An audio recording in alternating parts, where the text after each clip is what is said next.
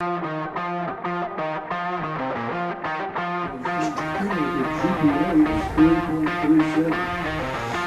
Gerald Prim Stadium at Sulphur Springs, Wildcats football, as the Wildcats get ready to take on the number one team in the state in Class 4A Division I, the Celina Bobcats. Good evening, everybody. I'm John Mark Dempsey, along with Tony Flippin. Matt Jansen is our technical director. James Terry is our broadcast producer. Aaron Groom is our assistant technical director tonight. Wildcat football is brought to you by Alliance Bank, Northeast Texas Farmers Co-op, Farm Country, Hooten Hardware, City National Bank, Wesley House Assisted Living, J. Hodge Chevrolet, Saputo Dairy Foods, Christus Mother Francis Hospital, Copy Products, and BT Medical. The pregame is presented by Super Handy, and the halftime is presented by Galleon Insurance, Hall Oil, and Super Handy. Well, Tony Flippin, big game tonight, huh? Big game. This is the biggest game we've been discussing, I'm going to say, since probably 2010, maybe 2011, because right after we won state, we still had some good ranked teams for a couple of years, but since then, I think this is it. So this is one of the best in the state tonight. I would say this is one of the top games in the state of Texas. Yep. I was actually, I must say, I was surprised to look up the rankings this week, the Texas football rankings, and see Sulphur Springs in there at number 10. Yep, I've been looking all along, and I really hadn't seen how far we've been hovering just outside it. Right. We may have been 11, 12 all season. I haven't heard. I actually heard it at a restaurant this week, so had to go look it up. We're really proud of the guys getting rewarded. So there's not many games around Texas tonight where you have two top 10 teams facing off against each other, but we have that here in Sulphur Springs tonight. The Wildcats, of course, are 5-0. And 1-0 in district play. Celina is 6-0. They have not had a bye week yet, and they are 2-0 in district play. Last week, Celina beat Aubrey 49-10, and 2 weeks ago, the Wildcats beat Aubrey by a score of 35-14. So obviously, Celina won by a larger margin, but both teams handled Aubrey pretty easily. Yeah, that was. I guess it's a little surprising. I really thought Aubrey might be a little bit more competitive, but they both handle business. Celina, of course, tremendous tradition. They all-time are 691, 323 ties. So they have won twice as many games and more than they have lost over the year. 7 state championships for Celina, including 4 consecutive from 98 through 01. Tony, they have had 30 consecutive playoff teams at Celina. They've just got quite a history here, but in not to justify it, but they did a lot of that in 2A as well. Right. They were really loaded back in the 90s, had G.A. Moore as a coach, and they just beat everybody, but they were basically a 4A team playing in a 2A district as far as talent. Yeah, so they have not missed the playoffs since 1993. Every year since 93, starting in 94, they have been in the playoffs. Now, as you and I have talked, the playoffs are considerably diluted. Correct. These days, with 4 teams from every district going to the playoffs. But in a lot of those years, I know they have gone in as the district champion. Absolutely. Yeah. They've earned their lore, but they did do a lot of it down lower. And you mentioned G.A. Moore, the third all-time winningest coach in Texas high school football history with 426 victories. He was the head coach at Celina from 1988 through 2001. So there's all kinds of lore that goes with this Celina Bobcats program. But the Wildcats have some history themselves. That 2008 championship not so far ago, far away in the past, and that still looms large in the Wildcats legend. So our referees tonight for this ball game, the referee, who of course is in charge of the crew, Cody Nolan, the umpire Jeff Williams, the head linesman is Nate Simmons, the linesman is Ezra Hine, the back judge Tito Guevara, and the side judge Tyler Wilder, and the field judge, Josh Watson. So, as usual these days, it's a 7-man crew calling this game here tonight. So, 5-0 Sulphur Springs Wildcats getting ready to take on the 6-0 Celina Bobcats. Celina coming out onto the field right now. We'll take a break, come back with the national anthem and the start of tonight's ball game when Wildcats football continues after this on KSST.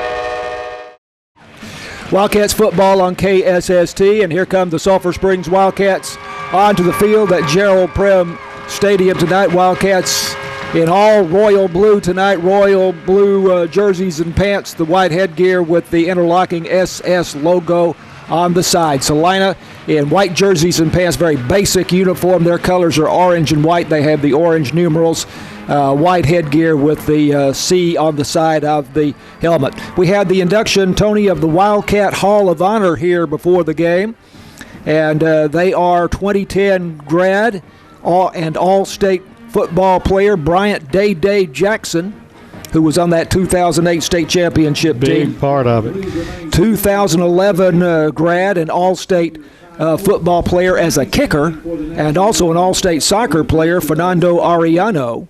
Absolutely. And part of that 2008 state championship. 1975 graduate and state tennis qualifier, Mark Pugh. And we are into our invocation now. Be safe, and let every fan return home safely. In Jesus' name, amen. Mark Pugh, I'll wager one of your classmates. He's 1 year younger than me, but I'm close enough to see him. Known him a long time. And inducted posthumously William Tex Holcomb, who was the first Sulphur Springs NFL player, even before Forrest Gregg. And Tex Holcomb played for the Pittsburgh Steelers and Philadelphia Eagles back in the 1930s. So 4 honorees tonight for the Wildcat Hall of Honor. And we are into the anthem.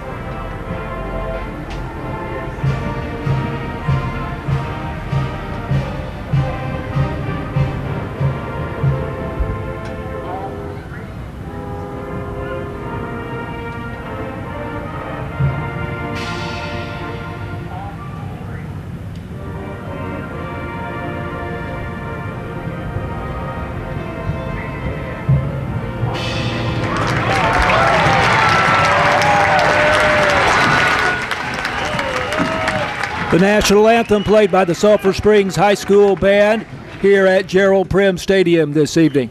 And we are just about set to have the coin toss here.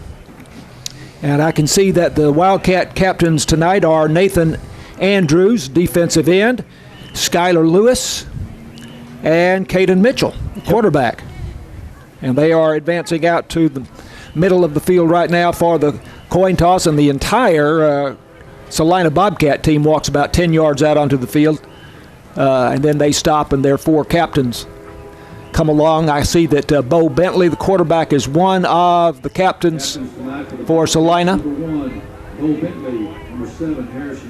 Harrison Williams, a running back, is a captain, a name you're going to hear a lot tonight.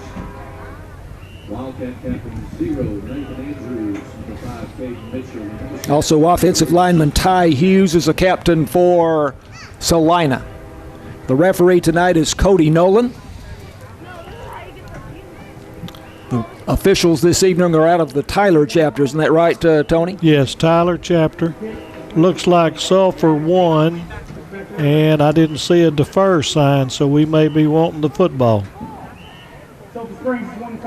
Yep, we're wanting the ball. And I hear that Cody Nolan, the referee, is on a mic here tonight. So that's good. That'll help a lot. That's always good. You can soothe a whole lot of things with the microphone. You bet. You bet. That's great. This is kind of rare to receive, but Coach Faircloth has done that some. But by the same token, I think that the toughest job he's had for 2 weeks is a bye week with Celina coming up and all of the hype and all of this. Now we're fixing to kick the football, and we'll get to play ball after that first play. So we'll see how well the psyche works out. It's now mano a mano. It did work out well for Sulphur Springs to have that bye week leading into the Celina game. For injuries, yes. For the hype, it's waiting to see. Maybe too long to think about it, huh? You need to get out there and hit some people. Well, we'll see. I was at practice Tuesday afternoon, and I can say they were very relaxed. And that's good. Enjoying themselves. So practice is always high-spirited and always a sense of fun out there on the practice field under Brandon Faircloth. But serious also. They do take care of business. Practices are so well organized these days and down to the minute.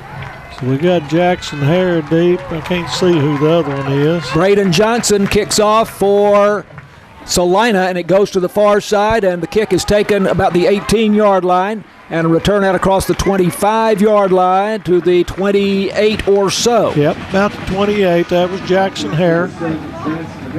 Jackson Hare on the return. So the Wildcats starting out on offense. They won the toss and elected to receive. And I think we've got a 3-week run-in of scoring touchdowns first 2 times we touch football. So let's see if we can continue that. This would be a huge statement right here. Well, at Mount Pleasant, it was a touchdown and a field goal. Okay. Yeah. So first down, Sulphur Springs Wildcats will move from left to right on the artificial turf at Gerald Prim Stadium. Caden Mitchell, the quarterback in the shotgun. They operate out of the spread, of course. Has a back to his left. Jackson Hare, give it to Hare, and nowhere to go. Yep. See if he got back to the line of scrimmage or not. Maybe lost a yard. I think he did lose maybe one there. Just get your toes wet here. At Wildcat offensive line, Big Vincent Johnson, 6'5", 315 at left tackle. Aiden McCarroll at left guard. Jeff Stevenson at center. Josh Lopez at right guard, and Zach Brown at right tackle. Second down, 11 from the 27-yard line. Caden Mitchell, the senior quarterback, looks like he's changing the play here. They have 2 wide left and 2 wide right. Jackson Hare to the left of Mitchell. Play action pass. He's Mitchell there. throwing deep and in and out of the hands of the intended receiver. Jackson Hare just off his hands. That was there. That could have gone the distance right there. If he'd have put just a little bit more air under it, he had him beat. Hare had a step on his man at about midfield, but unable to connect there with Caden Mitchell. So third down, 11 for the Wildcats. Hare coming out of the backfield there, Tony. Yeah, he was doing a little wheel route, but it doesn't take long for him to get past everybody. He's a pretty quick little dude. Andre Serta is the H-back behind the right tackle. Snap to Mitchell on this 3rd and 11 play. Throw in to the sideline on the near side, and it is incomplete at the 35-yard line. And intended for 18. Jamorian Jeffrey, He right? Was pretty well covered, and the way he was bringing it back, I don't think he would have gotten the first anyway. No. So punt situation, need a good clean snap, good punt off, and then let the defense get their feet wet. Jackson Hare is the punter for the Wildcats on this 4th and 11, and there's movement at the line of scrimmage. That's going to be 5 yards in our favor, but that's not going to help except field position. Number 32 jumped off, and then we reacted, and that's the way they're calling it, so they did it right. So that'll move the line of scrimmage up to the 31-yard line it will be. Just Still give them fourth. A little more room. Yeah, 4th down and about 6. Jackson Hare waiting for the snap. Colton Rodriguez is back, the single safety for Celina, standing at the 31-yard line. Long Fake. snap. Wow, how about that? Didn't get it. Jackson Hare leaped up as if the ball was snapped over his head, and he fooled me, Yep. Tony. I'm glad you saw that. Yep, I just happened to see it straight at it. They did some shifting, but the Celina defense, some linebackers came with them, and they basically snapped it to the short man. He tried to dive, and they were ready for it. So a big chance that didn't pay off, but Now we'll put the defense on the field, see if we can hold Celina on their first series. Did you see who the ball was snapped to? I did not. I just didn't have my binoculars up that time. So they gained 4 yards, but not nearly enough for the first down. First down, Celina at the Sulphur Springs 35-yard line. 10:49 to go first period. No score, just underway. This is the first possession for Celina. And Bo Bentley passing for Colton Rodriguez. Complete, but there's a loose ball on the field down around the 20-yard line. We're acting like we've got it. Let's see an Wildcats official come up. all think they've got it. And Celina's taking the field off. I think we got it. Come on, here we are. There we go. So we just negated our first, not a faux pas on the fumble punt, but we just negated their advantage. Great job of gang tackling. Really nice. The pass over the middle to Colton Rodriguez was complete, and he got down to the 21-yard line. Would have been close to the first down. I think actually would have had it. Probably would have had it. But, gosh, he fumbles. Ball was stripped, and I did not see who recovered for Sulphur Springs. Again, I'm too excited, but see the officials' arms. I had the glasses on it, but I never could pick up who made the fumble recovery. So it's first down, Wildcats at their own 21-yard line. They swing it out to Jackson Hare on first down, and Hare makes a man miss down the sideline. Flag down on the play as Hare goes out of bounds around the 25. Going to get a block in the back on Jamorian Jeffrey. He was trying to seal it. I really think the guy kind of turned on him, but they're going to call it anyway, so that's going to take it back 10 and be 1st and 20.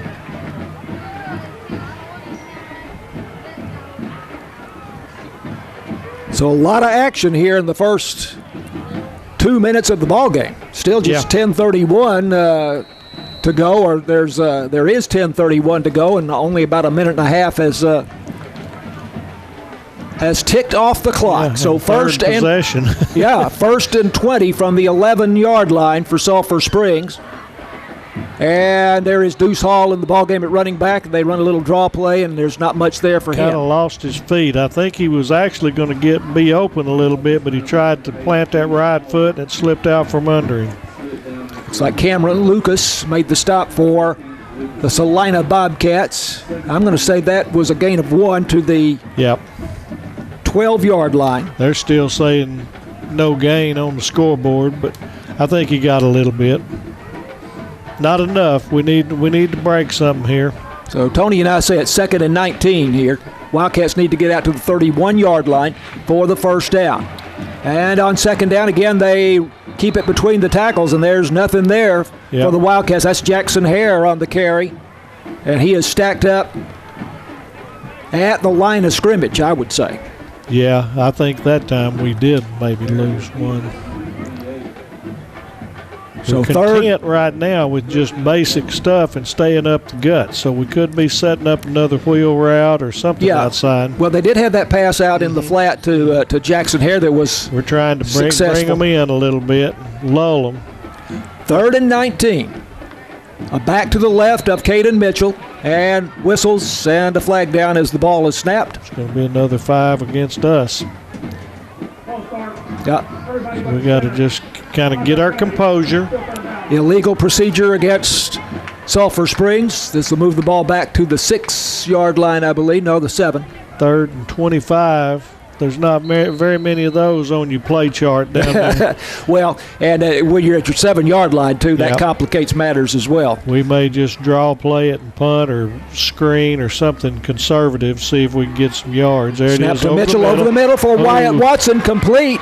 And he's brought down immediately. Let's see what they say his forward progress was to the 18-yard line. So that's a gain of 11 yards, but it'll be 4th down. Yep, that Still, was number 11, Luke Biangini. Yeah. He put a good hit on him, but I tell you what, one move right there, and that could have gone to the house. That was a good play that opened up in the middle. So real close, but it's end results 4th and 12 or 4th and 13. And that 11-yard gain keeps Jackson Hare from having to stand in his end zone to punt. Now that's important too. Hare punts somewhat off the side of his foot here. We'll see where it goes out of bounds. That's going to be about our 30-yard line by the time they shut it down. Looked like to me about the 35, but let's see where they. 35. Yeah, okay. I like yours better, but there wasn't any pressure, and he just didn't get off a good punt. He's done a good job this year, but he can't do everything, and we expect him to all the time. So that is a punt of 17 yards for Sulphur Springs, and Celina starts out for the second time in Sulphur Springs territory. In fact, for the second time at the 35-yard line. Right. Yep. Draw play up the middle. All right. Short gain. Job there. Wildcat defense standing strong there. Gain of 1 or 2, and I think that is Gutierrez. And Harden. Logan Gutierrez gains 1 to the 34-yard line of the Wildcats, second down and 9. Spread offense for Celina. Bo Bentley, the quarterback, takes the snap, hands off again to Gutierrez. Big hole this time up the middle. Gutierrez will make a first down on that one, straight up the gut. Pops through the Wildcat line, crosses the 25 down to the 23-yard line for a gain of 11 yards. From what I've seen on film, they will throw the ball, but they like to run the football. They pack the line in. H-back behind the right tackle. They give it once again to Gutierrez. Makes a move to his right, then cuts it back to his left. Comes to the sideline in front of us here and is out of bounds inside the 20 at about the 17-yard line for a gain of 6 yards. C.T. Galloway did a good job of holding his man off and using the sideline, and he actually delivered a little hit right there too. Second down and 4 for Celina. 3 wide to the far side as they move right to left. There we go. And a handoff again to Gutierrez, and this time he is going to be lucky to get back to the line of scrimmage, if that. Nathan Andrews broke through from the weak side there and rode him down from behind, and I think it was Galloway came in as well, and they tag teamed him and actually lost a little bit. They're saying 3rd and 3. That's 3rd and 4. Yeah, it looks like. There it goes. They just changed the board. Loss of 1. 3rd and 4 from the 17-yard line. Movement at the line. Flag in the air. Pass into the end zone. The back corner incomplete, but a flag is down on the play. That was a free play. Yeah. Could have been shut down. We were offsides. We were trying to jump, and they threw it in the end zone. So it's going to be a first down, and they still can make it. A first down is going to be about the 12-yard line. Yeah, so somebody jumped across the line for Sulphur Springs. That moves it to the 12, and it will be first down. They're trying for a big play. That's just an effort penalty. You can't get on them there. Ball's on the near hash mark as they move left to right. First down from the 12. Bentley rolling out, passing, complete at the 5 to Colton Rodriguez. Close to the goal line, touchdown. Just flooded the zone. Found he had 3 receivers out there. He took his pick and he dove about the 3 and got in there. So short field didn't work 2 times in a row. 12-yard touchdown pass from Bo Bentley to Colton Rodriguez makes it 6-0. Celina, and now the place kicker Braden Johnson, punter and the kicker. Yeah. Again, flags down. I think Sulphur Springs jumped offside. Again, the kick looks like it was good, but they shut it down. Creed Wissenhunt was trying to get in there. We just were real anxious right now. And penalties is something we can't afford tonight. We've got to play solid ball and sound ball. Officials talking it over right now. I'm surprised they're having this much of a discussion. False start. False start on Celina. That's why the discussion. Beg my pardon. That's good. Well, I didn't see that part. I thought that was nothing but us. If it was on them, they should have shut it down. But looks like he's got a strong leg. He does. I've seen some film of him, and he kicks well. So he will kick this one from the 15. And the extra point kick on the way, and it is good. Celina leads at 7-0, 6:33 left to go in the first period. This is Wildcats football on KSST. We're just about to have the J. Hodge Chevrolet kickoff here. That's deuce. Celina has scored to go ahead 7-0, and here it is. And Jackson Hare will return this one again. He returned the first one, and Hare doesn't have much open space to work in, and he will be tackled after a short return to the 24-yard line. And Tony was saying Skyler got that when they kicked it outside, and then that was Skyler. Skyler Lewis. Yeah, then Skyler was a safety man, and it got there, but he just went east-west. He didn't really gain anything. So Tony was referring to the fact that Deuce Hall was back to return along with Jackson Hare, and I mistook Jackson Hare for Skyler Lewis. Yeah, I saw him sneak in at the last from toward the sideline. Big series for the Cats here. We need to get some yardage and move it into their side of the territory. 7-0, Celina leads from the 24-yard line. Play action. Mitchell passing to the flat on the far side. Couldn't quite come up with it. That was Skyler. It was a little bit thrown to the outside shoulder. He made a really nice effort, but they waved it incomplete. Skyler Lewis, the intended receiver. It was a 35-yard drive in 5 plays for Celina after the short punt. 12-yard touchdown pass from Bo Bentley to Colton Rodriguez. Bentley rolling out and finding Rodriguez in the front corner of the end zone over on the far side. 2nd down and 10 for the Wildcats. Caden Mitchell, draw play. There we go. To Deuce Hall, and Hall there we go. Sidesteps a man down the sideline over on the far side and gets away from another tackle, and this is a big gain for Sulphur Springs. Nice. Perfectly executed draw. Good patience for Deuce, and then he ran into the back of one of his linemen, but he was able to bounce it outside, and Celina showed some good pursuit to run him down. I thought he'd go to the house. 52-yard gain for Deuce Hall. Down to the 24-yard line. That's a Hooten Hardware first down. Thank you there, Tony. That's what we needed right now. Now we need to take this short field, come in, tie this ball game up. First down Wildcats at the Celina 24-yard line. Got Hall in at quarterback. Yeah, he is now the quarterback. Yep, he and Jackson back there. And Sulphur Springs takes a timeout here with Celina leading 7-0. 6:10 left to go first quarter. This is Wildcats football on KSST. Back to play now. Deuce Hall on this first down play fakes the handoff to Jackson Hare, keeps it himself, and runs into a brick wall there of Bobcats. That was just a zone read, and I think I'd rather let him have Jackson on that one, but Deuce is so explosive that it doesn't take much of a crack for him to go, just like he's the one that put us here. No gain, so 2nd down and 10 from the Celina 24-yard line. Moments ago, a 52-yard run by sophomore Deuce Hall for the Wildcats. He came into the ball game with 271 yards rushing and averaging 7.1 per carry. Well, we've got it wide open for a corner route up top right. Caden Mitchell. That's what they're going. Caden Mitchell back in the game at quarterback and throwing to the near side at incomplete at the 10-yard line. Sideline route. I think that was 18, Jamorian Jeffrey. Right.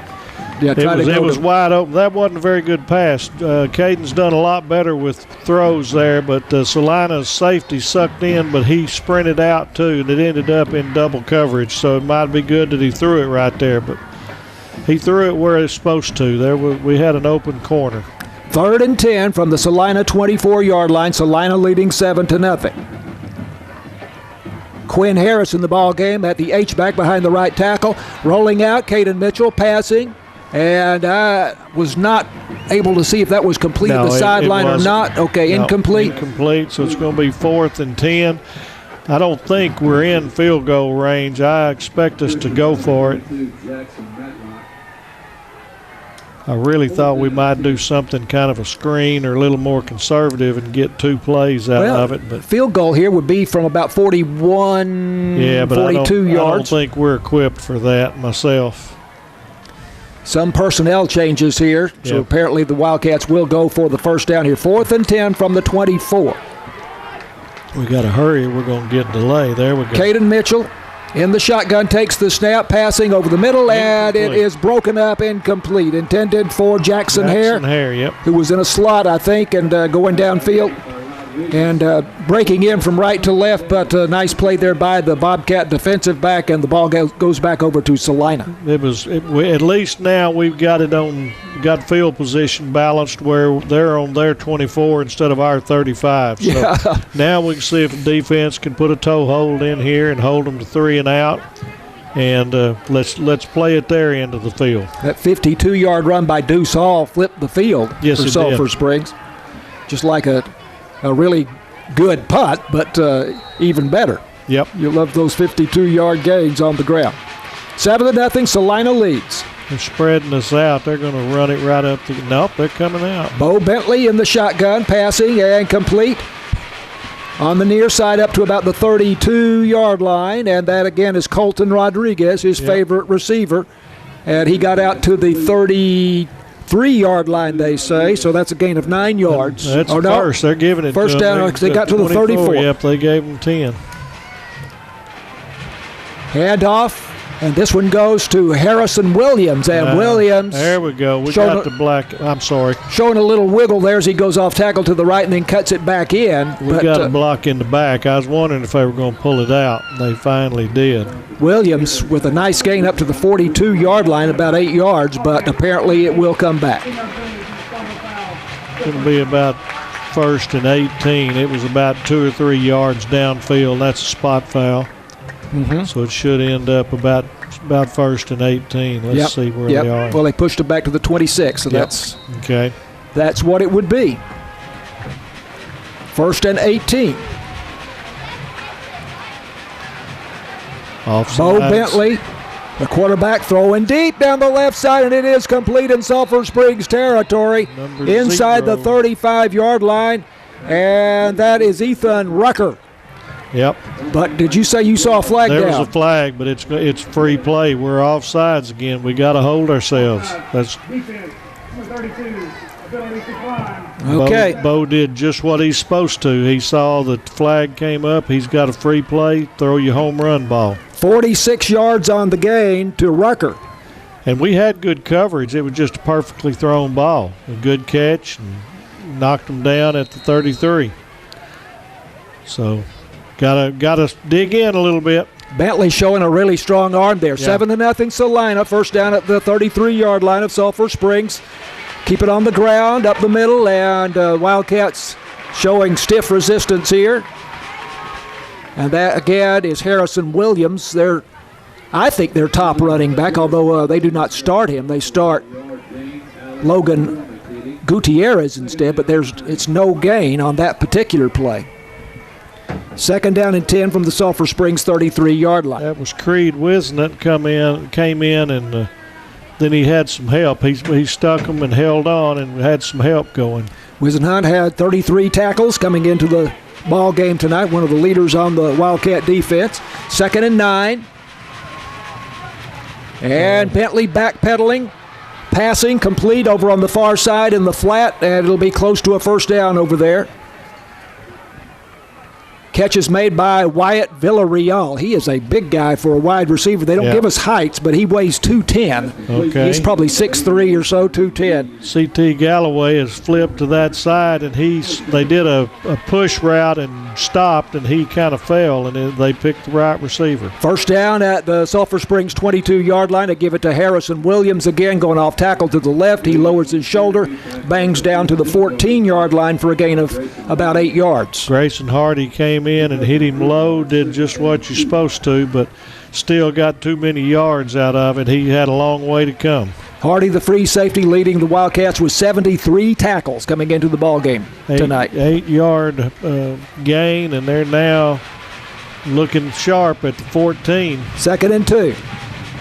Bo Bentley rolling out to his right, passing for Rodriguez at the 5-yard line, close to the goal line again. Touchdown.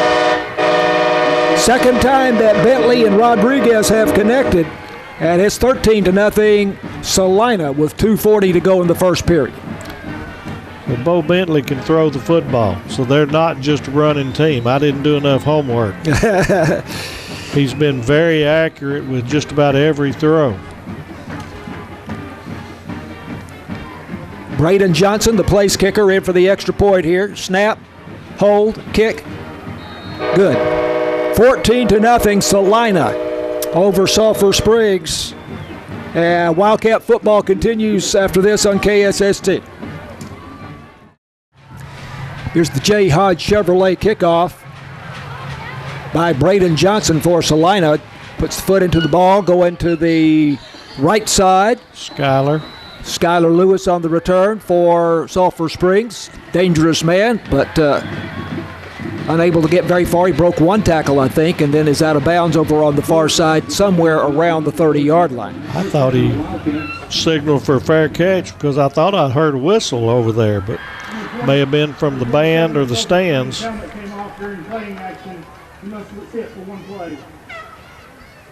Somebody lost their headgear? Lost their helmet, I think is what that was, yeah. Was that Skylar Lewis? I don't know. No, he's on the field. Somebody. He's coming out.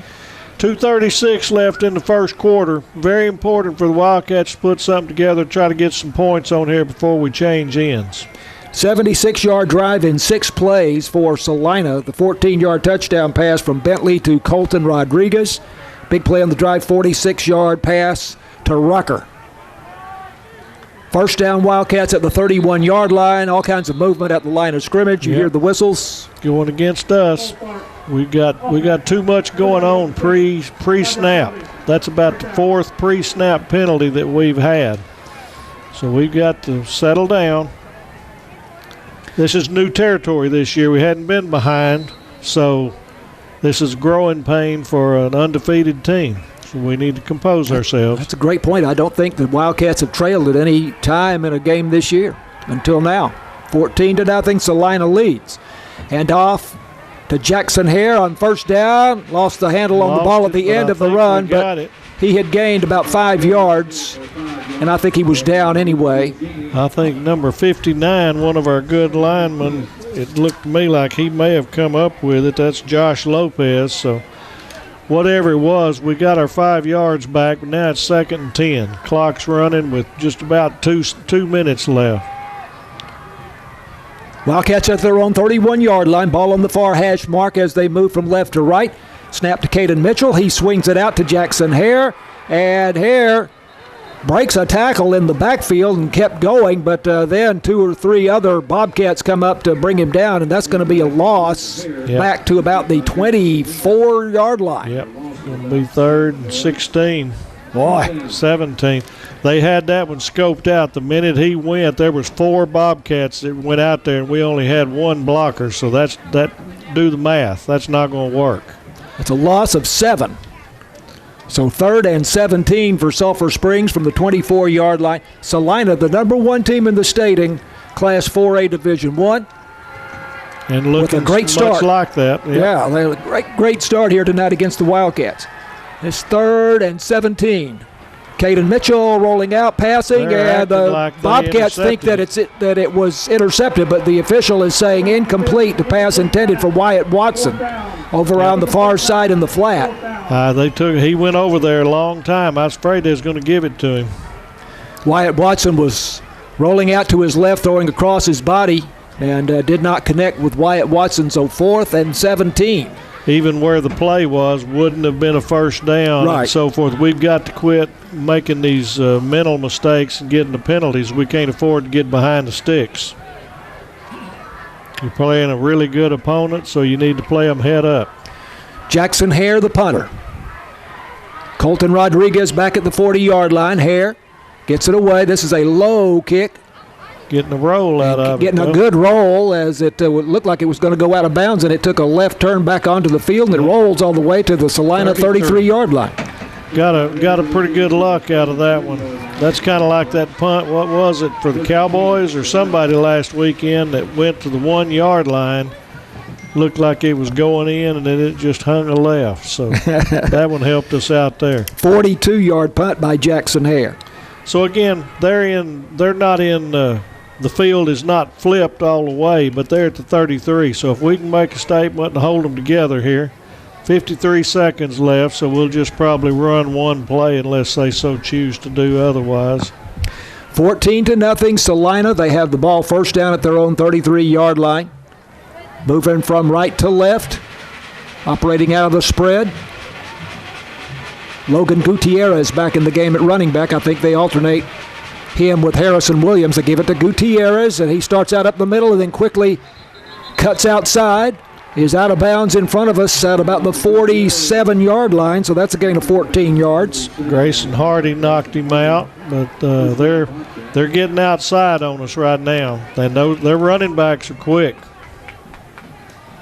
Yeah, I was impressed in the video I saw of them this week, and it looks like they alternate them on every series. Again, Gutierrez off right tackle, and a big hole for him, and he's using his blockers expertly, keeps his feet moving, and he's all the way to the Sulphur Springs 38-yard line. I think that probably was C.T. Galloway that got that one, but that's first down runs on consecutive plays, and all of a sudden they're at the 37, 38-yard line of the Cats. 17-yard gain.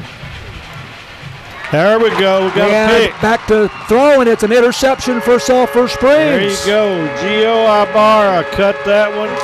I don't know if he intended to, but he made a heck of a play. So the Wildcats are going to stop them and start at the 25-yard line with 22 seconds left. So that's a huge turnabout for the Cats. Bo Bentley on a play-action pass thrown over the middle, and Gio Ibarra comes up with the interception for Sulphur Springs. And I don't think that was a bad pass. Gio just either he was beat or he had it on his mind, but he made a break and he dove for it and whatever, but he made an outstanding diving catch. I wish ESPN would see that one. It might be on that top 10 tomorrow. He has a nose for the football. He had 3 interceptions in a game last year against Community. Really? Yeah, 14-0. Celina leads. Wildcats with a big opportunity here at their own 25-yard line. It's a big gain up the middle to Jackson Hare. Hare at the 50. It's a foot race. He is tripped up from behind and stumbles down to the Celina 30-yard line. But a big gain for the Wildcats. And that's just what we needed. The defense has kind of held serve, even though they've given up 14 points.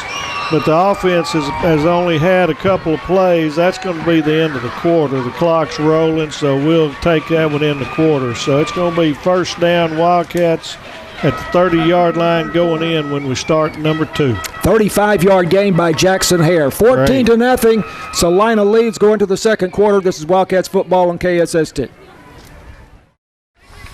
Wildcats football on KSST. That 35-yard run by Jackson Hare on the last play of the first quarter gave the Wildcats a Hooten Hardware first down at the Celina 30-yard line.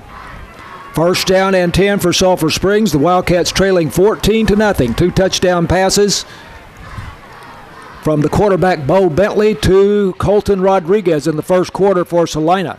Jackson Hare between the tackles, looking for a block, not finding it, as he is wrapped up after a gain maybe of 1 yard to the 29-yard line. That one just didn't have it, but it's a good try because he can break any one of them. Jackson's very fast, but he's strong too, so he can bounce off. Wildcats moving now to the north end zone at Gerald Prim Stadium. Got a lot of pink shoes on and towels tonight. Of course, October's annually breast cancer awareness. Right. I just now noticed that. Thank you for mentioning. Snap to Caden Mitchell. Mitchell fakes a handoff, looking to run it himself, but he is brought down from behind near the line of scrimmage, and the contact there by Ronnie Foreman, a linebacker, 205-pound senior for Celina. Right back at the line of scrimmage. That's no offense to Caden, but he's not going to outrun them. These guys are quick. That play there would be better suited to have Hall in there. And Deuce Hall coming into the game right now. I don't know if he's replacing Caden Mitchell. Nope, he's going to be at the running back. I think they're going to go, he will line up in the backfield. Unless they motion out and do one of those Wildcats. But Wildcats with 2 wide to either side. Mitchell passing. Comeback route incomplete at the 20-yard line. Looked like it had a chance there, intended for Skylar Lewis. But it is fourth down. Mitchell took quite a hit there, but Cats will go for this one on fourth down. He just couldn't step into that one because he had some pressure on him.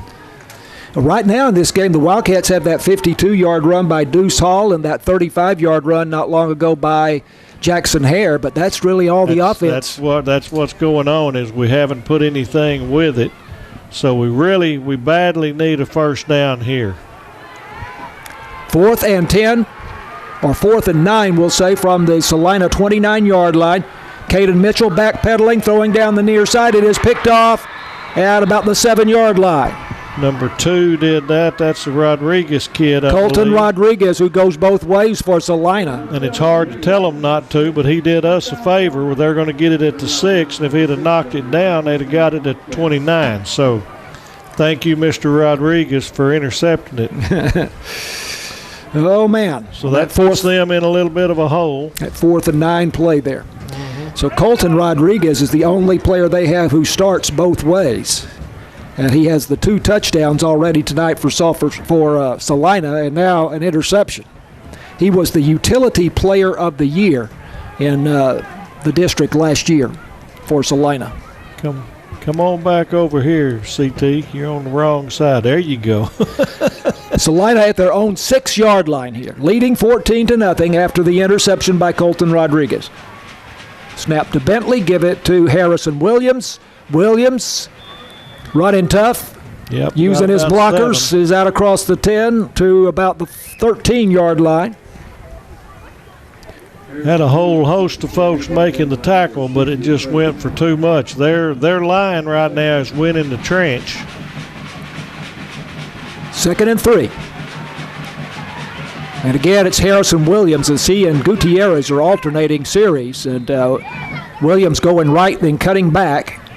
We'll have the first down at about the 22-yard line. I don't know if they've seen anything on film or whatever, but we're really stripping at the ball when we get him stood up. So he may have a propensity to put the ball on the ground, and if so, we need to oblige him.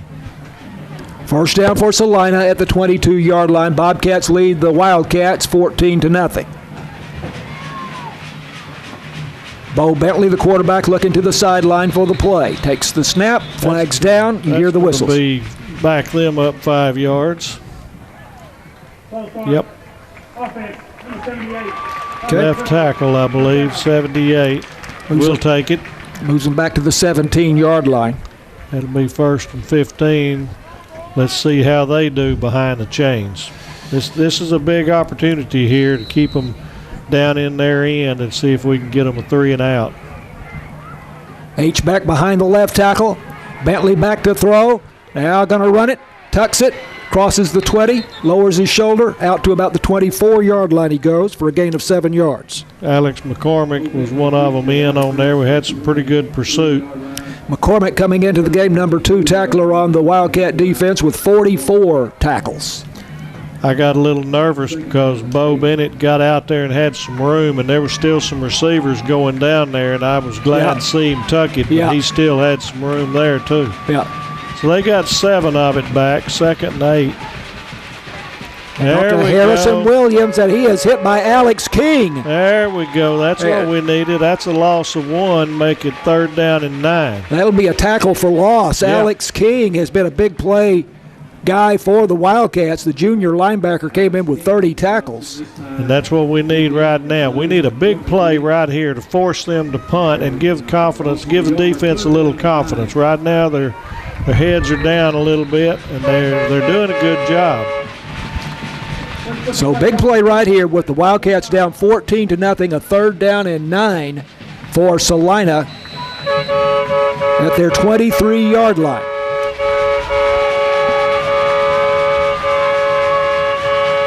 Bo Bentley in the shotgun. Looking to the sideline, maybe changing the play here. Plenty of time on the play clock.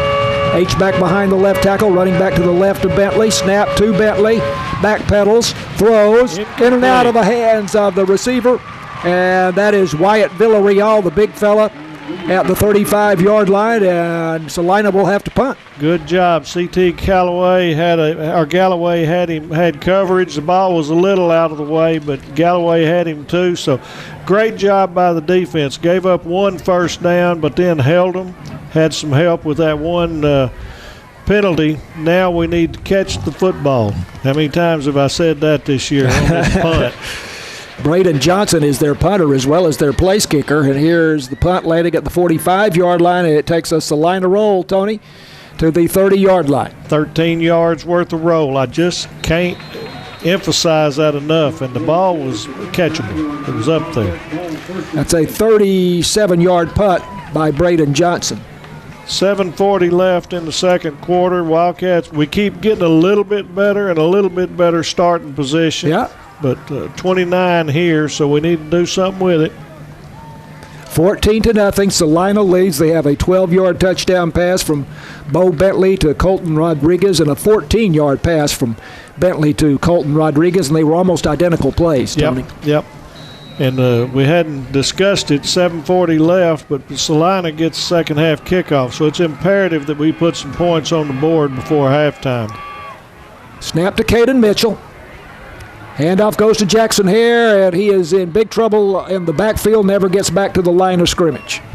They've got a good defensive line, but they're not overly big, but they got a lot of speed, and they pursue very well. Andrew Helbing, a defensive tackle, and Ronnie Foreman, a linebacker, team up on the tackle there. That's a loss of 3. Back to the 32-yard line. Or is it? No, 26. I'm sorry. 26, I'm getting bad about that. Loss of 3 anyway. So second down and 13. Wildcats again behind the chains. Snap to Caden Mitchell. Mitchell passing.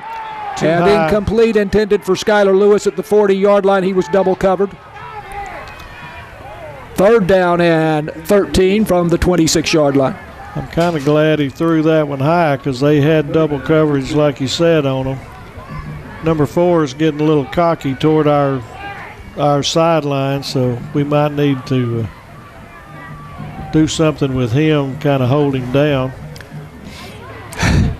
Gio Ibarra seems to have taken exception to whatever it was.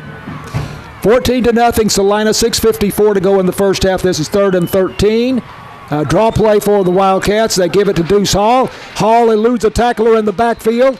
Comes out the near side, steps out of bounds, and I don't think he has the first down, but he sure got a lot of it back. There was a flag. I don't know if that was offsides by Celina. I hadn't seen a flag yet. They went ahead and played it. Big gainer by the sophomore Deuce Hall. Looks like they're walking it back. Procedure, illegal formation. Golly, another time. That's going to put us 3rd and 18, so we keep shooting ourselves in the foot right now. We had 4th and 2. Yeah, wiped out a gain of 11 or 12 yards there by Deuce Hall. They did get number 4 down on the sideline, though.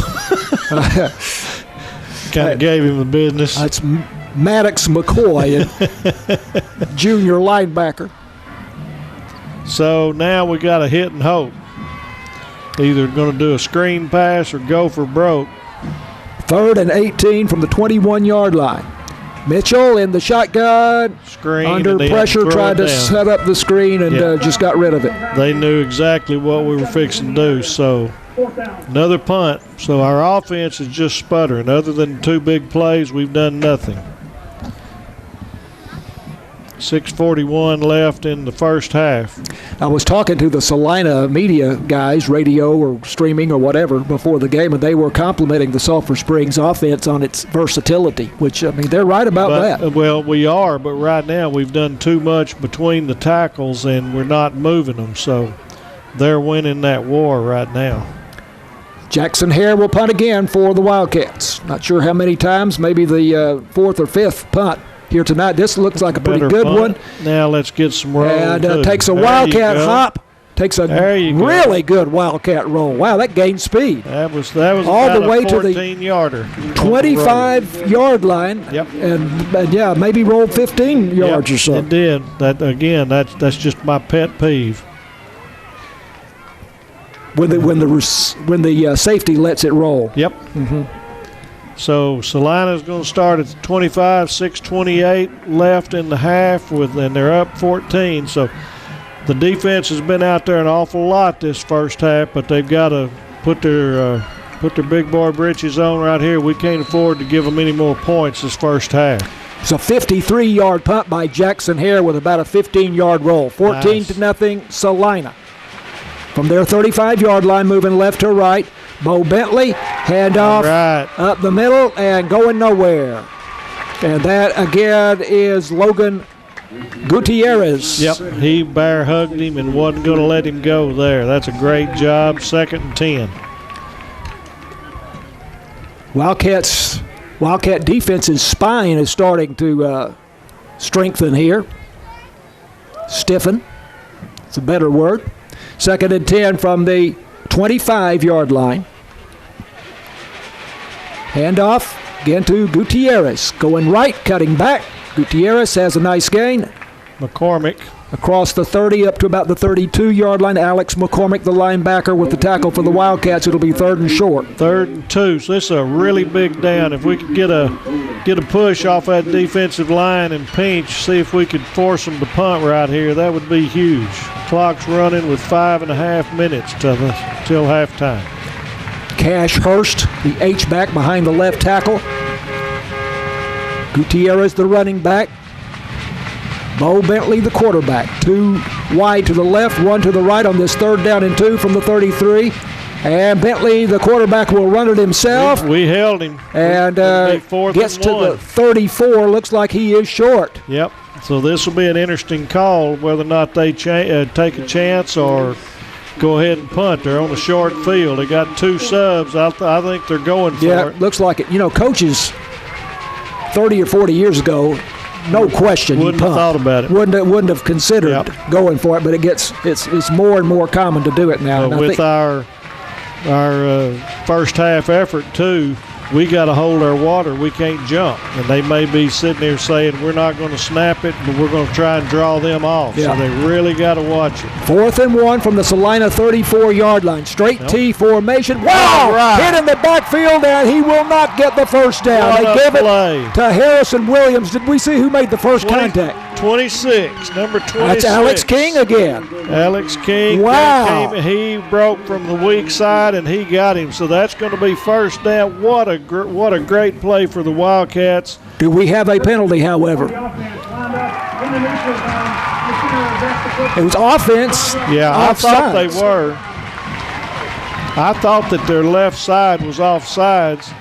And the thing is, we're going to take it. Or let's see. Yeah, we don't get an option. That's a dead ball foul. I see, right. So it's now 4th down, and they're going to punt. When you have a lineman down, you have to blow the play dead. Yeah. So still a great effort. Even though they ran the play, yes. Punt is almost blocked there for Sulphur Springs. It lands at the 40-yard line, the Braden Johnson punt for Celina, and takes a hop to the 32-yard line. So that's a bad break for the Cats, but they did that right, and we just couldn't hear the whistle. Sulphur Springs, had there not been the penalty, would have had the ball first down at the Celina, 32 or 33-yard line. Uh-huh. Yeah. But as it is with the punt now, the Wildcats back at their own 32-yard line. But they kept 14 on the board. So either way, the defense did their job. So once again, the offense needs to put a spark in us. You got Mitchell coming out again. I haven't seen Deuce at quarterback at all yet. I think maybe one play. First down, Wildcats from their 32, and is that Deuce Hall in there now? No, that was Caden Mitchell. Yep. Yeah, you're right. He was rolling left and was going to do a throwback, and he had about 4 people meet him at the same time. And he is sacked. Yep. Back about the 23-yard line, mercy. So that 10 is 10 yards, 2nd and 20. Yeah. And the theme in this half has been on offense, we're behind the chains. We've done, other than the 2 plays, and that's not being ugly to the team. That's just that's a credit to Celina, and it hadn't worked. We can bust it any play. So that's a loss of 10, 2nd and 20. Caden Mitchell in the shotgun, draw play. Goes to Jackson Hare. Little hole opens up, and then the Bobcats close quickly, and they shove him back as he gets to the 24-yard line. That was only a gain of 1 then, huh? Yep. I thought he gained more than that. Yeah, they can tee off right now. When we're sitting there at 2nd and 3rd and 20, they can tee off. It's 14-0 Celina with 3 minutes left to go in the first half. Both Celina touchdowns came in the first quarter. Celina has not scored here in the second quarter, but neither have the Wildcats. Yep. Deuce is in there as a running back now. Mitchell's still going to take the snap. But with this figure here, I figure we're going to have something pretty conservative. 3rd and 20. Caden Mitchell Back to throw, going for Skylar Lewis, in and out of his hands at about the 35-yard line. That was a good throw. That one was Skylar was looking where he was going to go first. He caught it about 4 yards short of the first down, and he had a very good chance to make that one, and a great pass from Mitchell. He came through, stepped into it, but now we got a punt. Could have been a big play for the Wildcats there. 4th and 20 for Sulphur Springs from the 24-yard line. Jackson Hare is the punter. A very low punt, landing at the 45-yard line. Big hop. And a nice roll again. Yep. And all the way to the 30-yard line. So another good punt there by Jackson Hare. Got about 10 out of the rolls. So we like it one way, we don't like it the other. 46-yard punt by Jackson Hare. Let me see if I can count up how many times the Wildcats have punted here in the first half. It's 1. Probably at least 4. 2, 3, 4, 5. Yep.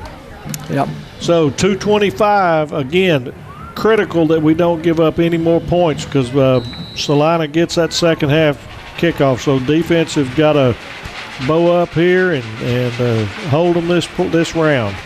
Empty backfield here with 4 wideouts to the near side and 1 to the far side. And Bentley, the quarterback, eludes the rush and throwing to the sideline over on the far side, and the pass is complete to Ethan Rucker, and he steps out of bounds at, about the 37-yard line. Galloway stayed with him and held it to 7, but that one they loaded 4 over here. They were going up top the whole way. Gain of 7, 2nd down and 3. Bobcats lead at 14-0, moving left to right. Give it to Harrison Williams. Williams looking to go off tackle left, cuts it back, crosses the 40 to the 41. He'll have the first down. So we're just looking for a happy clock right now. And Celina, unfortunately, has got all 3 of their timeouts left.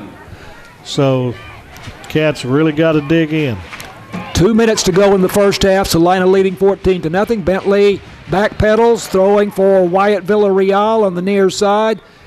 Makes the catch, gets away from a tackler, and is up to the 50-yard line for a gain of about 9. McCormick got him there, but we gave too much ground. There was more than 5 yards when he caught the ball before anybody was there. We can't afford to give him that much room. 2nd and 1 from the 50. Snap to Bentley. Bentley backpedaling. Lots of time. Moving in the pocket, throwing, complete at about the 30-yard line to Rodriguez again. Rodriguez circles out of a tackle and then works his way down to about the 27-yard line of the Wildcats. Gio Albarra made the catch, but he put a couple of Cats on the ground with a move. Minute 24 and the clock is running. We need that clock to really go double time. 23-yard gain to Rodriguez. And Bentley scrambling and stumbling and gets rid of a pass over the middle, intended again for Colton Rodriguez. He's lucky that he didn't get it picked off. Yeah, that's the first time that he hadn't delivered a very good ball, but the clock stopped, so that probably suited them. We were told again by the Celina media folks before the game that Bo Bentley has signed a letter of intent with Boston College. That's a D1 school, right, and they've got a nice program, so that's kudos to him. And I don't doubt it, what I've seen the first half.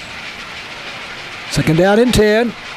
Keep it on the ground, up the middle, and a short gain here. And that is Harrison Williams, who gets to the 18-yard line. I say short gain, it's about 5 yards or so. Dallin Harton and some cohorts came in and stopped him there. The clock's running. 50 seconds. Make it a 4-yard gain, so this is 3rd down and 6 for Celina. Snap to Bentley. Bentley throwing to the far side to Rucker, complete. And he gets away from the tackler there and is out of bounds inside the Sulphur Springs 15-yard line at about the 14. Yep, first down, clock stopped. So they're loaded right now with 3 timeouts. They've got, which they don't have a whole lot of field that they need, but That was a long pass. Yeah, from one side of the field to the other. But again, we kind of gave them a little much. We were one-on-one and couldn't afford to be right up on them and get beat. From the near hash mark over to the sideline. Now Bentley rolling out to his right and passing into the end zone. Incomplete. And not able to make the connection there. And the intended receiver gives that big guy Wyatt Villarreal. Looks like Galloway was the man that cut in front of him. There was a little bit of contact, but it was timed just right. Yeah, that was him. Galloway's, we've called his name several times today. Yep. Villarreal, again, we don't have heights on these guys, but we have weights, and they list him at 210, and I'm guessing he's 6'3", 6'3" or so. Yeah, he's a good-sized young man. 2nd and 10. Bentley, quarterback draw, let's get him. Moving up the middle, and he decides to keep the ball himself. Running in traffic, gets across the 10, and is down at the 8, and Celina takes a timeout, leading 14-0 with 25 seconds left to go. This is Wildcats football on KSST. T.J. Bolton on that tackle. Celina 14, Sulphur Springs nothing. 3rd down and 6 at the Wildcat 8-yard line. 25 seconds left to go first half. You said C.J. Bolden had the tackle. C.J. Bolden had that tackle on that quarterback draw. Did a good job. Big play here. 3rd down and 6. And as Tony has pointed out, Celina will have the ball to start the second half. Wildcats won the toss and elected to receive to start the game. Bo Bentley, the quarterback, takes the snap, rolls out to his right on this 3rd and 6, passing into the end zone, back of the end zone. He got it. They got a touchdown. Touchdown, and this one goes to Ethan Rucker.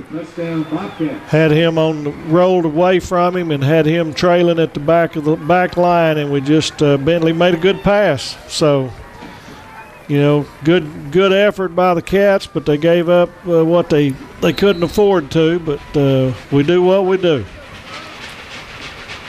8-yard touchdown pass from Bo Bentley to Ethan Rucker. The extra point here by the place kicker Braden Johnson is good. 21-0. Celina leading Sulphur Springs. This is Wildcats football on KSST. 70-yard drive in 10 plays for Celina. Big play on the drive, a 23-yard pass to Colton Rodriguez, then the touchdown pass of 8 yards from Bo Bentley to Ethan Rucker. That's the 3rd touchdown pass of the first half by Bo Bentley. And we have the J. Hodge Chevrolet kickoff coming up now for Celina. And if it sounds like I'm critical of the defense for the Wildcats, they came within 16 seconds of holding the number 1 team in the state scoreless in the second quarter. They've been out there a long time, and they just got wore down a little bit. Braden Johnson has it teed up at the 40-yard line. And he kicks it relatively deep to the 20-yard line. And here's the return by Skylar Lewis for Sulphur Springs out across the 30-yard line to maybe the 32 or so. We'll see. There's a big gaggle of players standing there. 11 seconds. I look for the Cats to just run this one and go to half and see if they can make some adjustments. They've played very respectable. Well, again, 16 seconds from a shutout in that second quarter. Right. And Celina had some short fields on the first 2 scores. So we're in this ball game. We just need something positive on offense to start that third quarter. 10 seconds to go in the half. Celina leading 21-0 over the Wildcats. Celina, the number 1 team in 4A Division I. Snap to Caden Mitchell. And this is Deuce Hall, I think, on the carry. And he has a nice gain on that. No, that is Keyshawn John. That's the first time we've seen Keyshawn John tonight. Yeah. Gets a nice gain there on the final play. 6. Yep. Final play of the first half. So 21-0 Celina over the undefeated Sulphur Springs Wildcats at halftime. And as Tony said, it's going to be time to make some major adjustments there at the half. So we'll break and send it back to the KSST studios with halftime coming up. And this is Wildcats football on KSST. Texas A&M Accents School of Music, Tomahawk Construction Olympic, and Worldwide Land.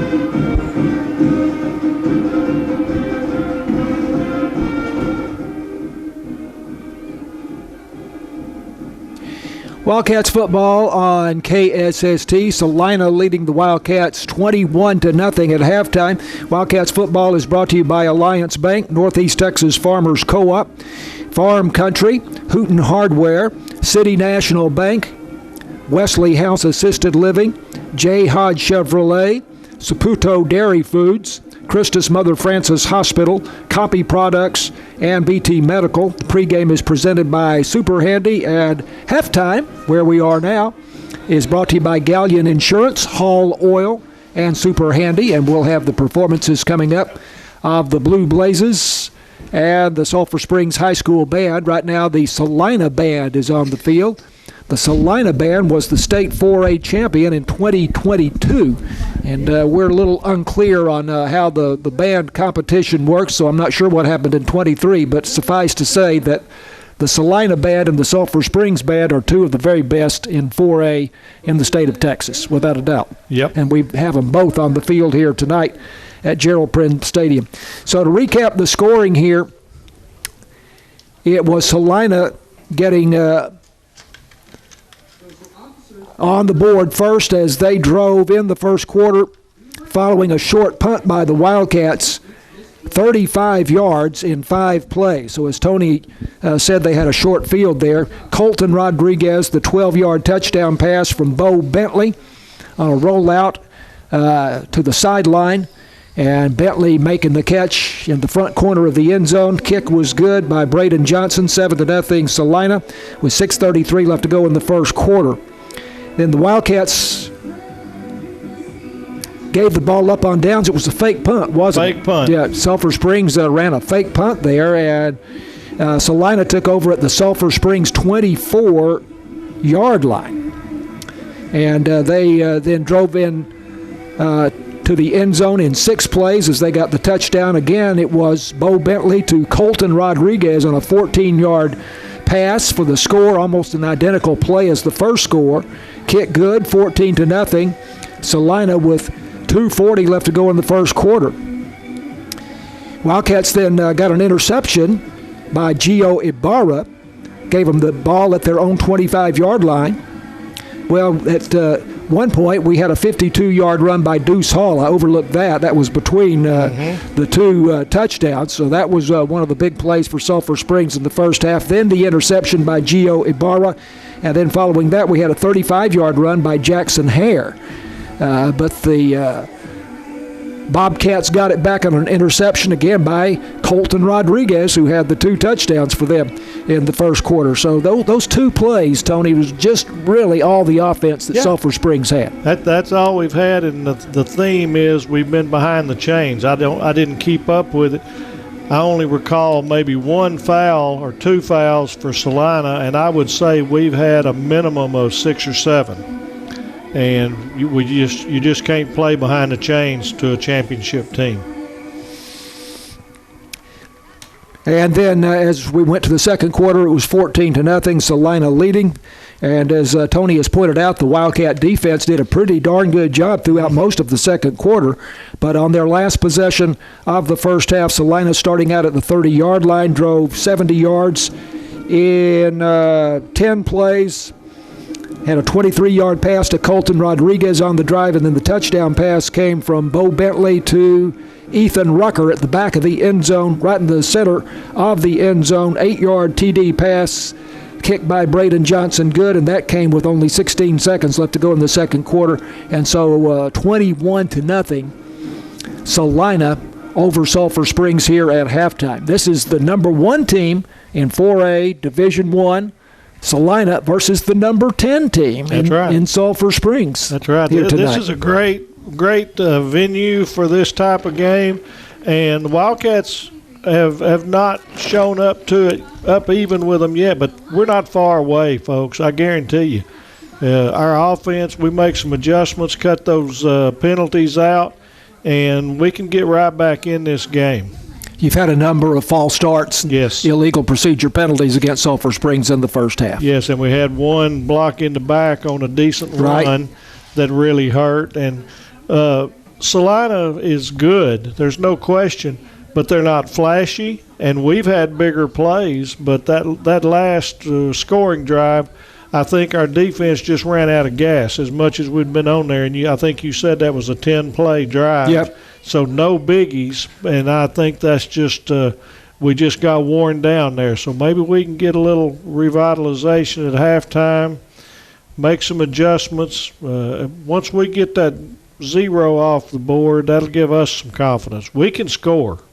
I'm going to correct myself on something. That fake that the Wildcats ran on a fourth down, that was on their first possession. Second. Well, I've got it on the first, but then Celina fumbled the ball back to Sulphur Springs. Yeah, you remember? It was. You're right. And then now, after the long 52-yard run by Deuce Hall, the Wildcats unable to get a first down, they gave the ball back to Celina at the Bobcat 24, and then they drove 76 yards in 6 plays for their second touchdown. So just I knew for the record, when we didn't make the fake punt, it wasn't but about 2 plays or 3 plays till Gio made the great play and had the interception. So that was a gutsy move there on the first possession, the fake punt, but it didn't work out. Yep. So 21-0 the score at halftime. Celina leading over Sulphur Springs. Now the Wildcats next week will be going to Paris. That's going to be a big game. It is. Paris is strong this year. And what a game they had last week against Panther Creek, and you went to that game. I went to it, yeah. My niece's husband is Chad Helberg, who's the assistant AD and the trainer. And I had an off night, and my nephew was kind enough to invite me to go over there. So, like a dummy, I didn't take a night off. I went and did it again. But it was good. It was a really good game. And I listened to it on the radio, so I'm not much better than you are. But tell them, lean back. Tell them how the game ended. Paris made it all the way. They trailed the whole time. They made it down to like the 6, I believe, something like that, with 12 seconds left. Didn't have any timeouts, and of course Chad told me all this after the fact, but he said the coach told the offensive coordinator, "You've got 2 plays. You call the 2 best plays that you can.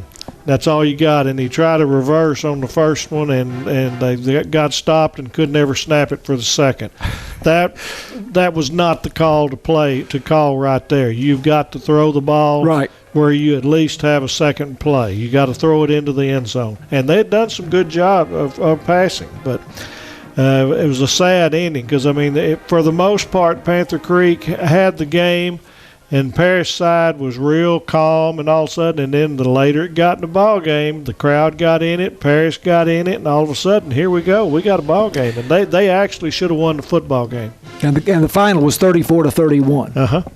So and they gave up a real quick 3-pointer in the first drive of the game, going for it on 4th down. So they gave up 3 points that way too. The point being that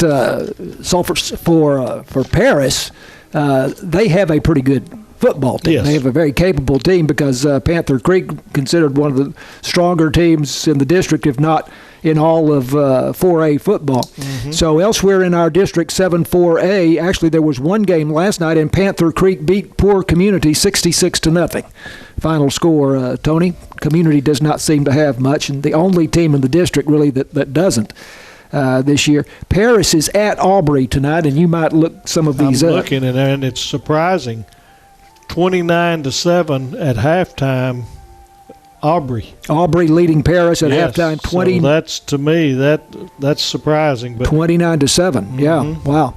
And let's see, Lake Dallas is open, so this is the only other game with Panther Creek having defeated Community last night. Then I won't look further. 66-0. Well, there's some area games you might check on for us. So the standings in 7-4A. Division 1. Celina is 2-0. Sulphur Springs is 1-0. Panther Creek is 2-1. Paris is 1-1. Lake Dallas is 1-1. Lake Dallas is open tonight. Aubrey 0-2 after opening the season, opening the district schedule, losing to Sulphur Springs 2 weeks ago, and that was 35-14, the final there. And then they had to play Celina last week, and Celina beat Aubrey 49-10. So Aubrey was 0-2, and as Tony told you, now they are leading Paris at halftime 29-7. 29-7. That's kind of surprising to me. Community, of course, is 0-2. They have won one game this year in pre-district, but they probably will not win another. Area games tonight: Como-Picton at Cooper, Cumbie is at Detroit, Mineola at Malakoff, Mount Vernon at Rains, Winsboro at Eustis, and Commerce is open. So any of those that you can look up and give us the scores on, we'll be grateful for. Sulphur Springs cross country team, the boys and girls, finished second in the district. And for the girls, Edith Martinez finished in first, and Abby Williams finished second. Tony, I don't know how you have the first and second place finishers in a cross country meet and end up finishing second. But the girls did it somehow. But congratulations anyway to the boys and girls second place finishes in the district cross country meet, and the JV boys and girls also finished second. The Sulphur Springs varsity tennis team was playing Bullard in an area round playoff match, I guess, today, and we don't have the score on that, but maybe by tomorrow morning on KSST we'll have the results of that. I need to brag for a minute, too. My nephew, Jackson Milady, I believe, got first in district in middle school cross country, and I think the team won, both boys and girls. So I want to give him a shout-out. He's doing real good. And this is only tangentially related, but when we talk with Brandon Faircloth every week, we ask about the freshmen and JV football teams. I think there's only been one loss among the various freshman and JV teams so far this year. We've got some good undergraduate teams that can feed us, and again, we're so junior-laden on this team. Our better days are ahead, but we're sure not giving up on this one. Lady Cats volleyball under head coach Bailey Dorner. They are 20-13. They lost to Paris 3-2 Tuesday night, and they are at Bonham this evening. I'm sure that game was long ago completed. Started at 4:30, and again maybe Saturday morning, probably tomorrow morning. We'll have the score for you on KSST. And Tuesday they are at home at 6 p.m. against North Lamar. So college football this weekend, of course, Texas versus Oklahoma tomorrow at 2:30, and the Cotton Bowl, number 1 versus number 18. So we're all looking forward to that. That'll be on ABC TV. And just about all of the other major schools, Power 5 or whatever they call them now, schools are off this week, but we have Arkansas State at Texas State tomorrow evening. We have UT San Antonio at Rice, UNT at Florida Atlantic tomorrow evening on ESPN2. And A&M Commerce at Northwestern State in Louisiana. And Tony, how about the news that A&M Commerce apparently will go back to the East Texas name? It will be East Texas A&M. Should have never taken East Texas out of it. And I know there were a bunch of alums that were upset. There'll be a bunch of alums upset right now, but such history with the name of East Texas State, and kudos to having the guts to do it, because I guarantee you they're going to catch some flack, but that's all right. Well, it's been 28 years since they changed the name, so there's a lot of people. 1996 is when that change was made, so that's a generation or more of alumni who know the school by the A&M Commerce name. But the problem with that name has always been, Tony, that students and even faculty and others, but in particular students, never knew what to call it. Yep. And they would call it A&M, which it's not, and they would call it Commerce, which to me was unsatisfying.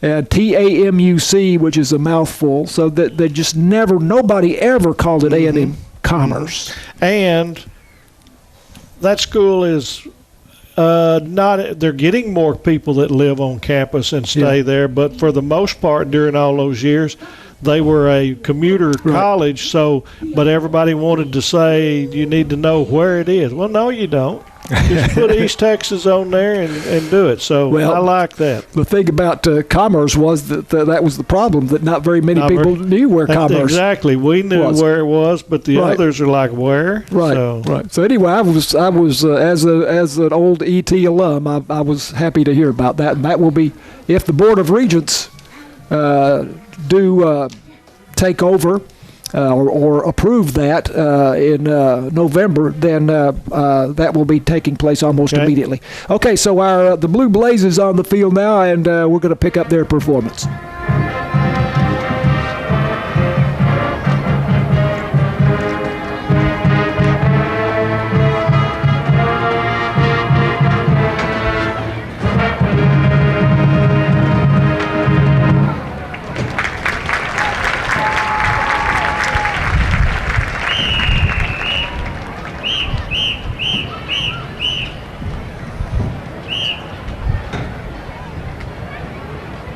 Officers for the 24 line are Junior Lieutenants Harold Hayden,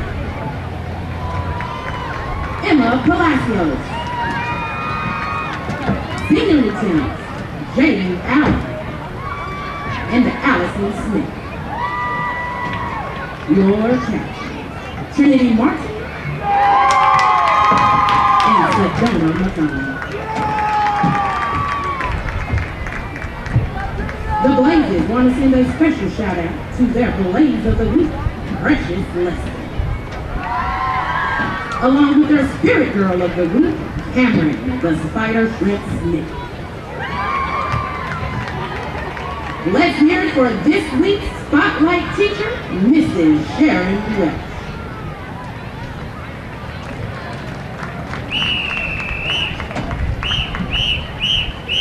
The Blazes would love to send a special thank you to their sponsors and Beyonce, Corner Grub House, RGW Hall, J&D Dozer and Mocha, Miguel and Lindy Classics, Larry and Sherry Bennett, the Bankston family, the Sign Shop, Bob Evans, the Shirt Lady, City National Bank, and Wyatt's Towing. The Blazers are under the direction of alumni member, Mrs. Meredith Dyer. Now, join the Blazers as they perform a popping palm routine to Runaway Baby.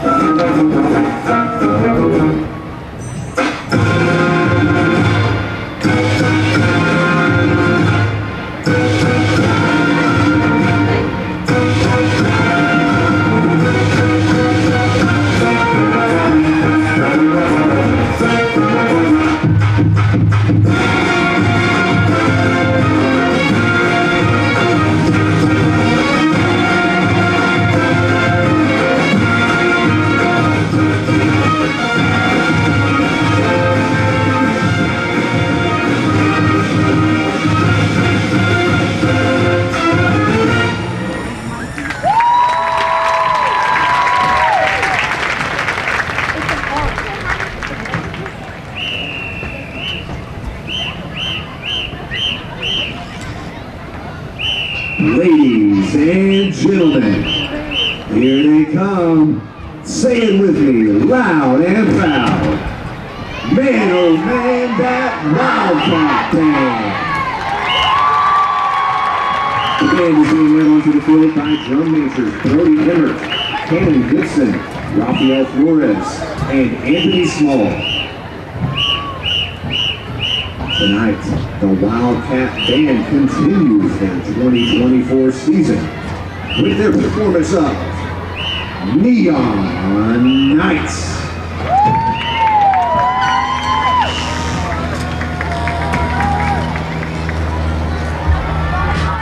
You're listening to Wildcats football on KSST.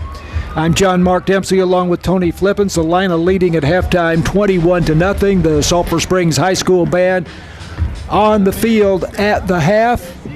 And, of course, as you know,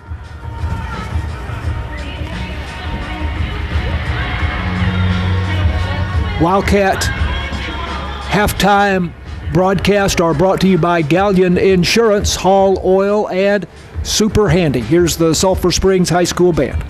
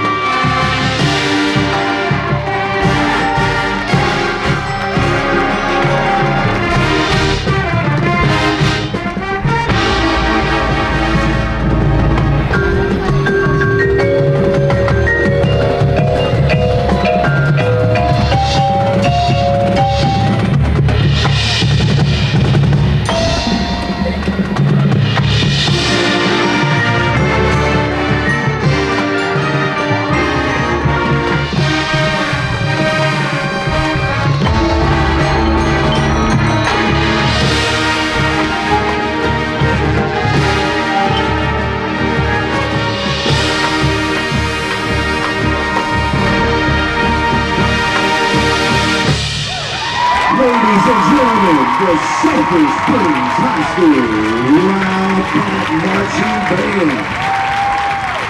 Directors for the band are Sulphur Springs High School Band on the field at Gerald Prim Stadium this evening. Ricky Robinette, Steve Proctor. And again, halftime on KSST presented by Galleon Insurance, Hall Oil, and Super Handy. It is 21-0. Celina leading at halftime. We'll take another break, come back with the second half when Wildcats football continues after this on KSST. Wildcats football on KSST. Celina leading Sulphur Springs 21-0. Second half about to get underway. Tony, a really interesting fact about Celina. Celina, which is in both Collin and Denton County, kind of sits on the line, is the fastest growing city in the United States.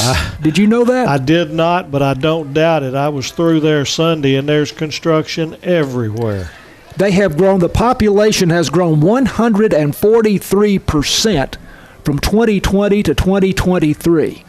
I've got a feeling, and just like this, Celina's moved up to 4A-D1.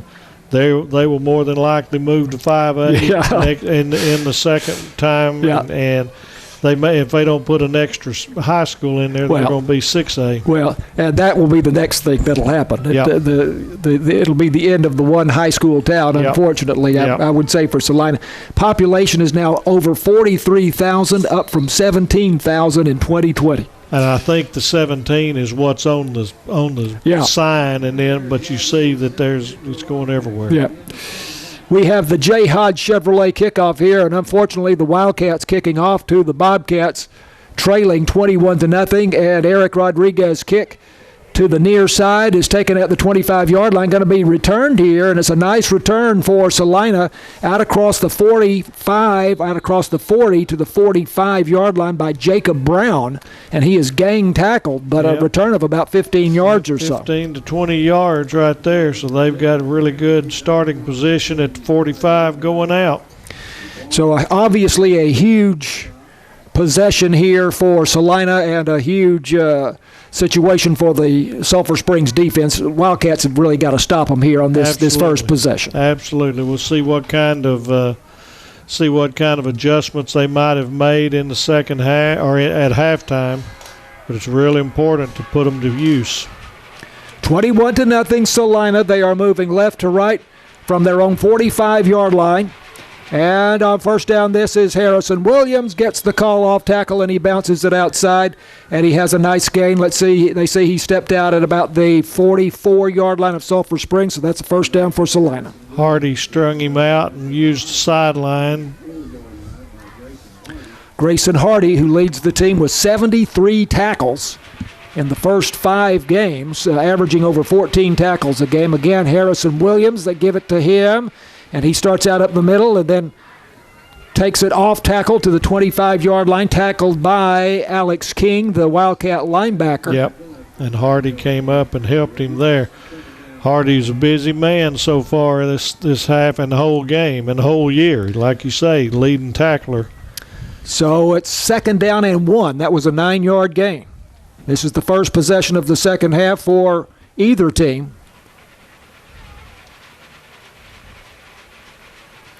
Bo Bentley handing off to Harrison Williams, and Williams up the middle, carries a Wildcat tackler with him 2 or 3 steps, and that was Giovanni Solis, the defensive lineman. Yep. And he got carried about 3 or 4 yards. Now we got a 2nd and 1, so we need to get one of those tackles for losses. Maybe we can have somebody shoot a gap on the weak side. There's a flag down, however. Is there? Oh dear, personal foul against the Wildcats. Number 44. So that's hopefully that's just a late hit and not. They called it personal foul, so it's not unsportsmanlike. But that's big. That's going to be basically half the distance. Give them first down about the 15, maybe just inside. Yeah, moves the ball to the 15-yard line of Sulphur Springs on this first possession of the second half for Celina. The Bobcats leading 21-0. Celina, the number 1 team in 4A Division I. Bentley handing off to Harrison Williams. Williams pops through a hole on the left side, and he's down close to the 5-yard line, dragged down by Alex King again. Got about 8 or 9 on that. I've noticed every one of these running backs, they just you hook onto them and they keep those legs churning. So they don't have any quit in them. Williams listed at 190 pounds. I'm going to guess him to be about 6 feet tall. Got to the 7-yard line. This is second down. Again, Williams up the middle. That was a good hit right there. Had a little hole, and it closed fast, and I believe that's Truth Holmes. I think Truth Holmes, put him down. That's what I was fixing to say. Truth Holmes got that one, put a good hit on him, and still got a first down. So first and goal at the 5. We've got to try anything we can to keep them out of the end zone here. We need a turnover. They got a good return on the short kickoff by the Wildcats and started at their own 45-yard line. Now at the Sulphur Springs 5. First down and goal. Bo Bentley under center here. Fakes the handoff, rolls out, passing, complete, touchdown. Number 5. That is Hurst. The H-back, Cash Hurst, H-back / tight end, open about 2 steps into the end zone. Oh, penalty against Celina. Looks like they're going to bring it back. Yeah. Yep. Push it back to the 10-yard line. That's good. Would have been a touchdown. Take advantage. I want to see. Would have been a touchdown to the tight end Cash Hurst, but that play just opened up too. He had 3 receivers to choose from. Right now, the Wildcats are a little bit on their heels, so we need a big play. See if we can get somebody to step up. First and goal from the 10. Another false start. Going to go 5 more. Mercy. So this is helping us. This is exactly what the Wildcats did to themselves in the first half. So let's see if we can take advantage of it. First and goal at the 15. That's a lot different than the 5. Yeah, absolutely. Now we get a big play here and see if we can put a little pressure on them. Big Ty Hughes, the center out over the football for Celina. Cash Hurst, the H-back behind the right guard. Snap to Bentley, and he is throwing into the end zone and off the hands of the intended receiver, Colton Rodriguez, over on the left side. Kind of tried to drop it in over the top, and he threw it a little bit too far to the outside. He couldn't make it. Had decent coverage out there, but I like seeing them pass right there as long as it's incomplete because they've had a good running game, and they can make some up on the run. Second down and goal from the 15 for Celina. Changing the play here. Bentley looking to the sideline. 7 seconds on the play clock. Back moves to the right from the left side. That is Harrison Williams trying to go off tackle to the left, and the Wildcats are ready for it. They ride him down at the line of scrimmage. And I think that's Alex King again for Sulphur Springs. So. Yeah, I think so. He has had a huge night. 2 of them got out there, and they took him down, so that was strung it out. So now we got 2nd and 15, so that's a good play holding them for no gain.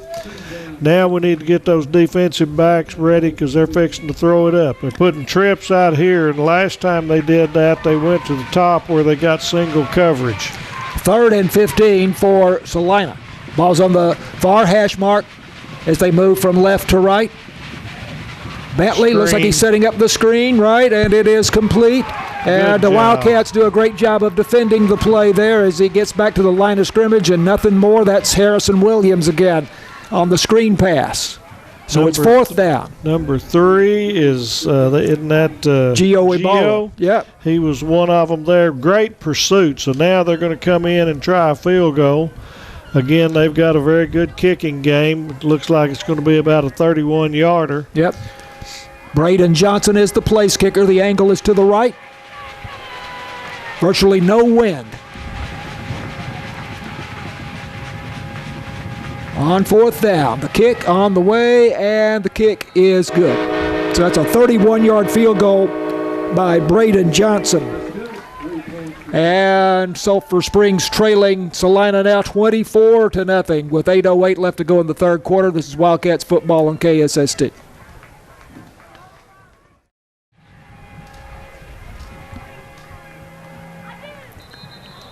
the J. Hodge Chevrolet kickoff, and the kickoff by Braden Johnson is a diagonal kick to the far side, taken by one of the Wildcats near the 30-yard line. I think that was going to be Watson over there. He's been on that left side. Wyatt Watson. Fair catch over there. Had a little. It's on the sideline over there with Celina, and there's some frustration starting to mount, and I don't know if it's Celina doing any mouthing or us getting upset because we're not used to being in this situation, but we gotta hold on to it. 24-0, Celina leading. 31-yard field goal a moment ago by Braden Johnson. A 41-yard drive in 8 plays for Celina. Got Deuce Hall in at running back. Mitchell still quarterback. Caden Mitchell, the senior quarterback. Draw play to Deuce Hall. Hall a step to his left, then cuts it back, and saw a little hole open up, but then brought down quickly before he got very far 82. By Andrew Helbing. We've said his name before tonight, defensive tackle. He's a good-looking defensive tackle. He's stout-looking. You know, one of the interesting things studying Celina during this week, and I think I said that the Wildcats were starting from the 30, but it was the 25, so the gain is to the 28-yard line. I'll continue this thought here in a moment. 2nd down and 7 for Sulphur Springs. Caden Mitchell in the shotgun takes the snap, looking to his left, passing, slant in, and Skyler. Was that incomplete? Yeah, it was incomplete. I thought he had it there for a moment. It was a good throw, but number 4 got there at the same time and knocked it away. Skyler Lewis slanting in, so it's 3rd and 7. There's not that many famous football players that have come out of Celina for all of the success that they have had. That I have never thought about it, but you don't see people like Baylor or TCU or whatever that say so-and-so from Celina. So, and they don't look that impressive as far as physically, but they're just well-coached and well-disciplined. 3rd and 7. From the 27-yard line, Caden Mitchell in big trouble and going to be sacked back at about the 20-yard line. Oh, my. Yep. Several Bobcats in there. We're going to give credit to, first of all, Ronnie Foreman, a linebacker, and then also Jack Jones, a defensive end, for the sack of Caden Mitchell back at the 23-yard line for a loss of 5 yards. He didn't have a chance there, and they were not doing it quick. They were going to try to throw it a little bit deeper, and he just had no chance whatsoever. So 4th and 12 for Sulphur Springs, and Jackson Hare will punt again. At last count, it was 5 punts. I think he's punted since then. Wildcats have 2 big gains tonight. One by Deuce Hall and one by Jackson Hare, and that's all the offense they have had. Here's the punt by Jackson Hare, bounds at the 40-yard line in Celina territory, and then goes out of bounds at about 39. The 39. So it's another good punt by Jackson Hare. That will be a 34-yard punt. I looked up some scores at halftime, and we've got Aubrey was leading Paris 29-7, which is a little surprising. Wow. District game. Cooper over Como 49-7. That was in the 4th quarter. Mount Vernon 21-14 over Rains, and Winsboro 49-7 over Eustis. We'll do a couple more after this. Yeah, good. Yeah, the big surprise there is Aubrey. Aubrey over Paris. That surprises me. But let's see if Paris can come back in the second half. This looks like Logan Gutierrez in the ballgame at running back, going to his right and then cutting it back, and then swarmed by Wildcat tacklers. Laren Vaughn is one of those tacklers in there for Sulphur Springs. Yep, 2-yard gain. Tell you what, this officiating crew got its work cut out for it the rest of the ball game, because tempers are get a little agitated here. Yep. 2nd and 8. Celina leading 24-0. Bentley back to throw, passing deep down the near side and over the outstretched grasp of the intended receiver there for Celina. And it'll be 3rd down and 8. And kind of sailed on him, but Galloway had good coverage, but that one wouldn't have been complete even if he caught it. It sailed and landed outside. We're not getting the pressure on Bentley like their line is getting on Mitchell right now, and when you give him time to set up, he delivers a good football. Colton Rodriguez, his favorite receiver, was the intended receiver that time. Bentley back to throw in the pocket, has time, now moving around in the pocket, moving to his left, looking downfield, throwing picked off, or no? No, he got him. I think that was Laren. Is that 42? Yes. Okay, isn't that Laren? 42 is Laren Vaughn. Laren Vaughn, he did a great job of, he had him pursued, wasn't going to let him downfield, and then all of a sudden he closed on him, and quarterback took the loss, and so that's going to be 4th and 11. Yeah, lost back to the 38-yard line. I thought he'd got the pass away, and I saw one of the Wildcat defenders reacting as if he had possibly picked it off there. Yeah, well, as fast as he was running against the grain, he did the right thing. 4th and 11. Punt by Braden Johnson. Lands and takes a big roll and all the way down inside the 10-yard line. And hit at the 23. I just, y'all get tired of hearing me say it, but that one landed between the two of them. You got to catch it. Turf field is great for playing. It's horrible for receiving punts. Yep.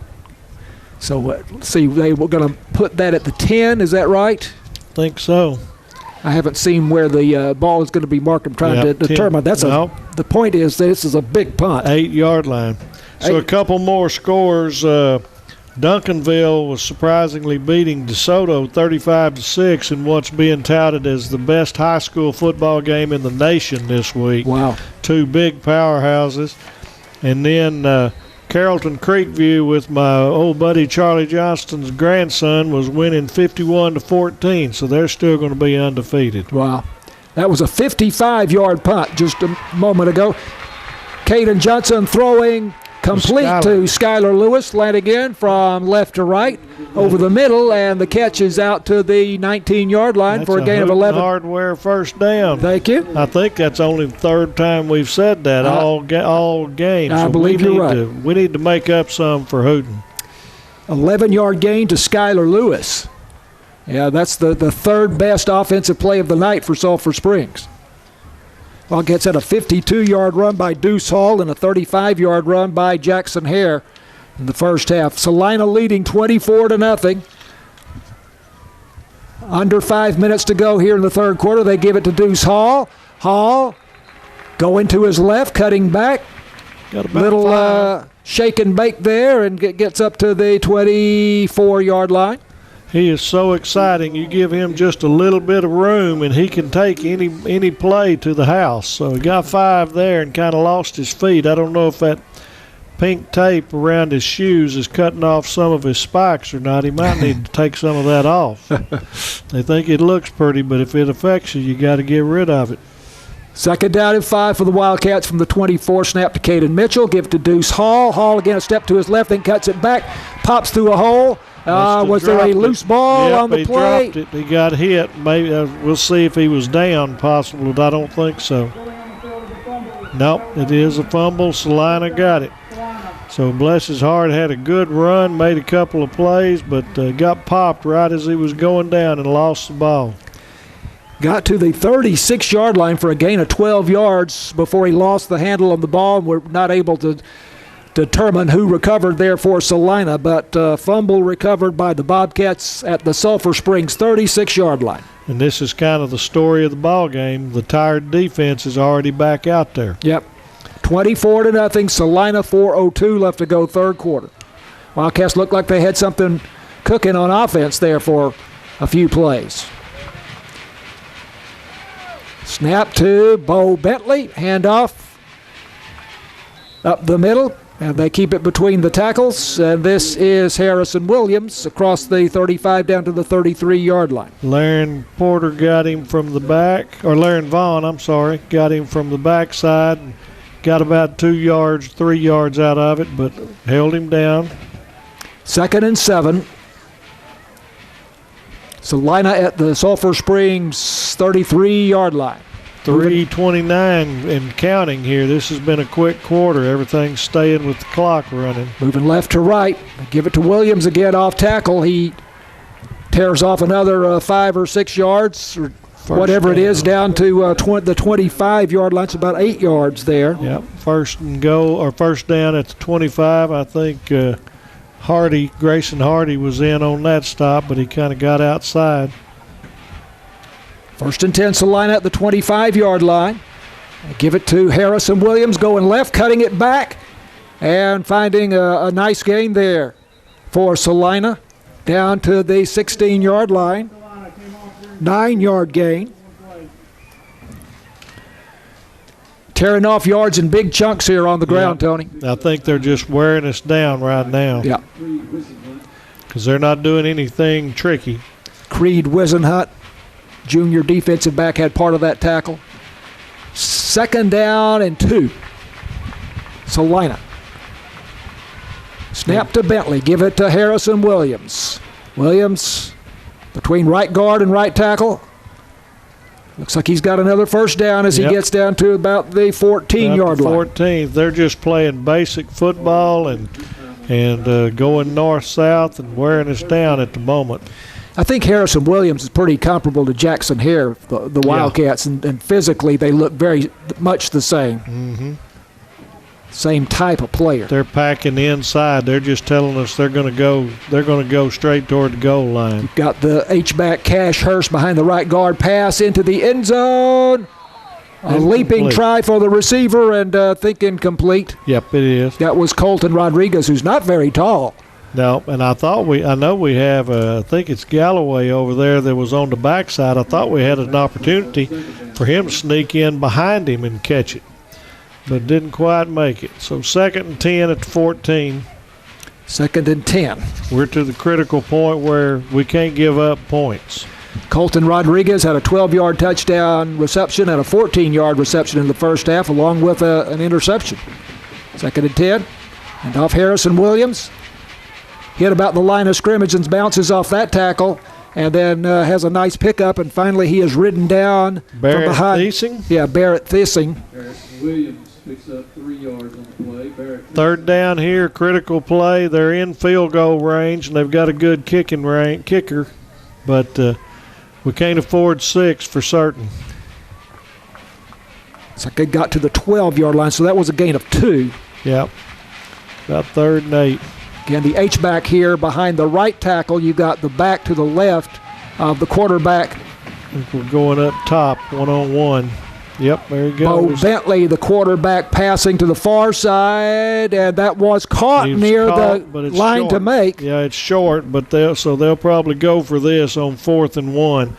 That was a good out pattern, but he threw it where only his man could get it, but in the motion to get it took him back behind the sticks, so it's going to be 4th and 1. Ethan Rucker made a nice catch over on the far side. He had the 8-yard touchdown pass late in the first half. So 4th, and I would say less than 1, just inside the 5-yard line. Yeah, the scoreboard says 2, but I don't see 2 out of that. No, I don't either. Celina leading 24-0. Straight T backfield, handoff, straight ahead. Looks like they've got the first down. I'm not sure who has the carry here. That looked more like rugby than football. That's Logan Gutierrez who came into the ballgame in that short yardage situation with the carry, and they've got a 1st and goal at the Sulphur Springs 3. This quarter is about gone, 19 seconds and rolling, so they can, if they want, they're going to take it all to the other end. They're not going to run another play. So that's going to be the end of the 3rd quarter. With Celina leading 24-0 over the Wildcats and a 1st and goal at the 3-yard line. This is Wildcats football on KSST.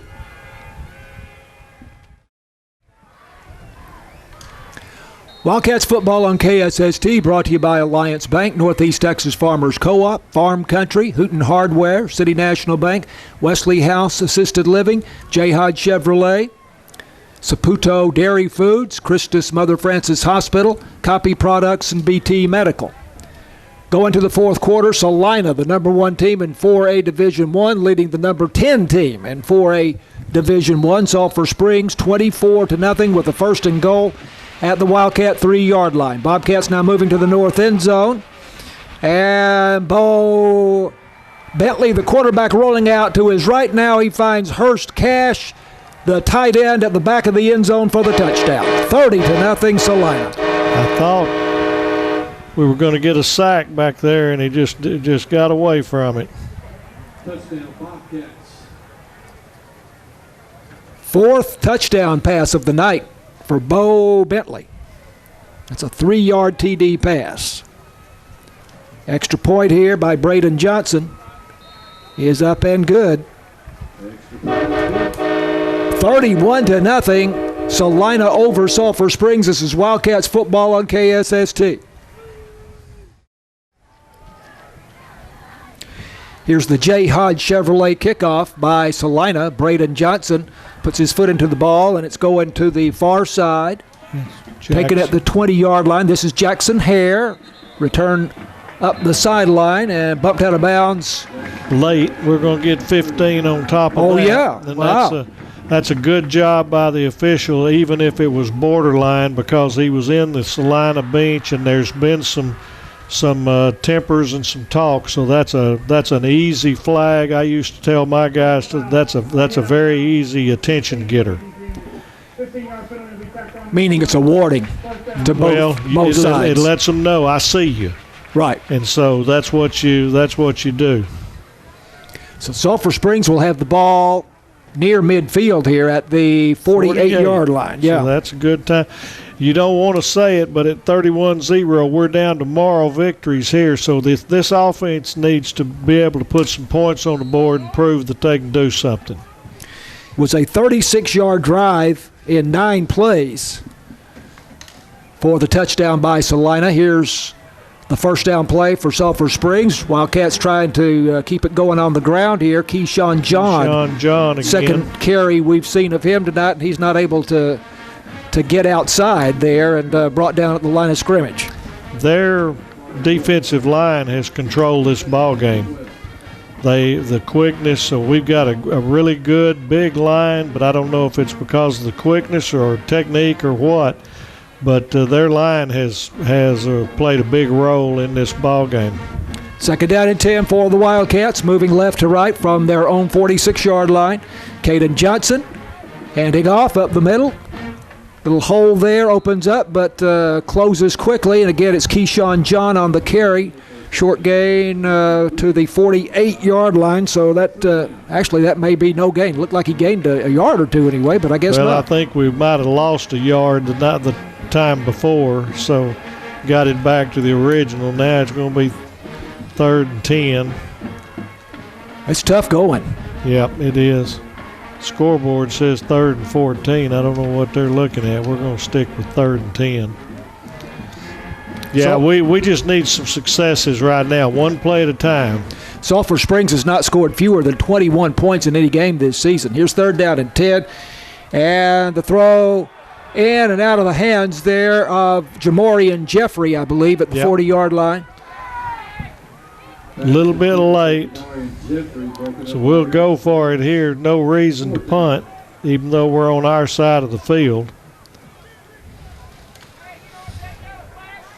That last touchdown drive by Celina set up on a fumble recovery at the Wildcat 36-yard line. Yep. Wildcats on that possession seem to be getting something going there with a throw to Skylar Lewis and a couple of nice runs by Deuce Hall. Timeout Wildcats, first timeout of the half at 10:19 of the fourth quarter. 31-0, Celina leading. This is Wildcats football on KSST. Wildcats going for a 4th and 10 here from their own 48-yard line, and there are whistles and a flag down before the snap. It's going to be 4th and 15 now. And I think we're going to put Jackson back in, and we're going to punt the ball now. It was a tall order at 4th and 10, but now we're going to just see if we can scoot them back and make it harder on them. So it'll be 4th and 15 from the 43-yard line, and Jackson Hare will punt for the Wildcats. We'll see if the trend continues that not a single punt for either side has been caught. What is that? It's an offer in my book, but they're way too deep. That Jackson's not going to hit it. Here's the snap to Jackson Hare, and this is a low kick. Lands at the 30. Something about his punts take a very high hop. Yep.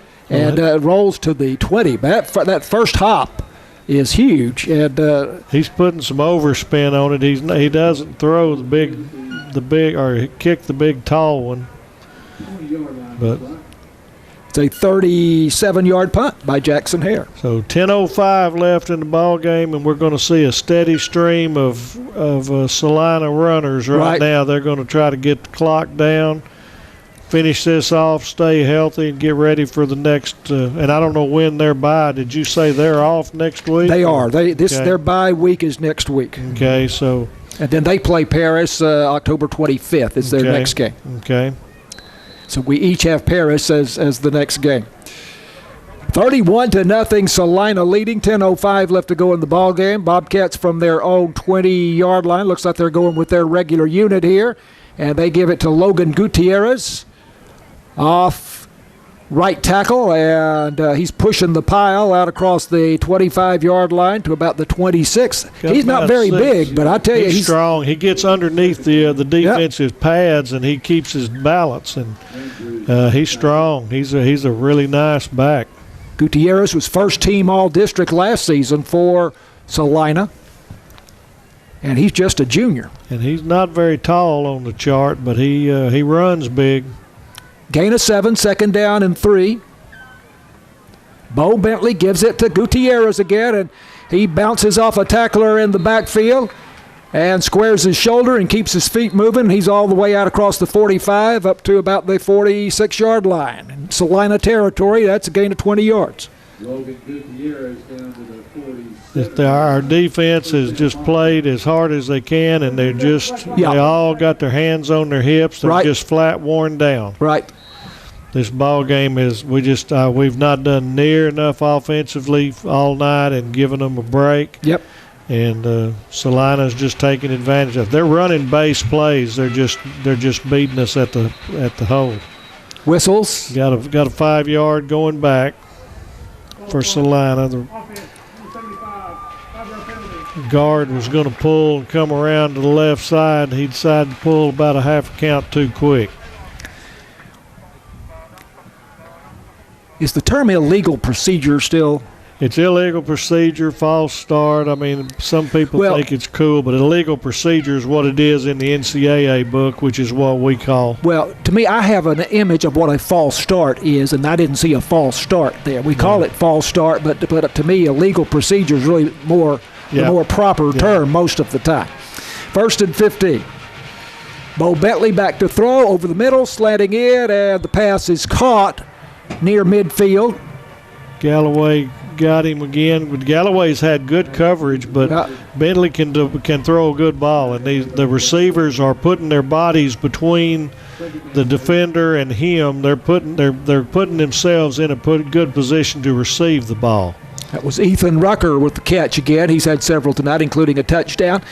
So now 2nd and 8 from the Celina 49-yard line. They're right almost exactly in the center of that big double S logo at midfield here at Gerald Prim Stadium. 7:53 to go. Celina leading 31-0 over the Wildcats. Handoff, Logan Gutierrez over the right side. Not much there for him. Wildcats offering stiff resistance there. Yep, we had some help there. Everybody pinched, and we didn't let him get moving. Jacoby Arsenault, defensive tackle, one of the tacklers there for the Wildcats. Ball is now on the 50-yard line, exactly. Right square in the center of the field between the hash marks. Yep. Celina's had better luck when they kind of run a trap and put the back on, say, the left side, and he goes over the right side of the line and lets them trap. Big Ty Hughes, the center out over the football for the Bobcats. Bo Bentley, the senior quarterback, takes the snap, backpedals, throws to the left side, and was caught. But what happened here? We've got a false start again. Yeah, they blew it dead. So 5 back. That was good. I was wondering what was happening there. Yeah, me too. Again, Galloway was in good shape, but all of a sudden he quit, and the receiver caught it, and then he quit. So a little bit odd. Now the Wildcats next week at Paris. And what was the score, the last score that you had, Paris versus Aubrey tonight? Let's see, where was Paris? 42-14, Aubrey. Wow. Bobcats behind the chains. 3rd down and 12, and the Wildcats got the pressure on Bentley there, and he had to throw it away. And looks like I think he was going to throw a little screen, and we even had that, so he threw it at his feet. So we're going to get a punt. So the defense, bless their hearts, gets to get off the field. Blaine Allen of the Wildcats putting the pressure on Bo Bentley there. Okay, they did call grounding, so that's just like a sack, and it's a loss of down. I thought they were going to give him the screen pass. I think they might have missed that, but we'll take it. Well, I guess he was considered in the pocket. He was in the pocket, and so you've got to get it past the line of scrimmage. Yep. But number 3 was in the area, and I think he just got lost. This pushes him all the way back to the 33-yard line. They blew it again, so we're going to go 5 again. Okay, so it's getting kind of sloppy now. It's getting sloppy right now, and we got a Wildcat down. I don't know if it's a cramp or 0. Is that number 0? I didn't see it, Tony. That would be Nathan Andrews. Nathan Andrews,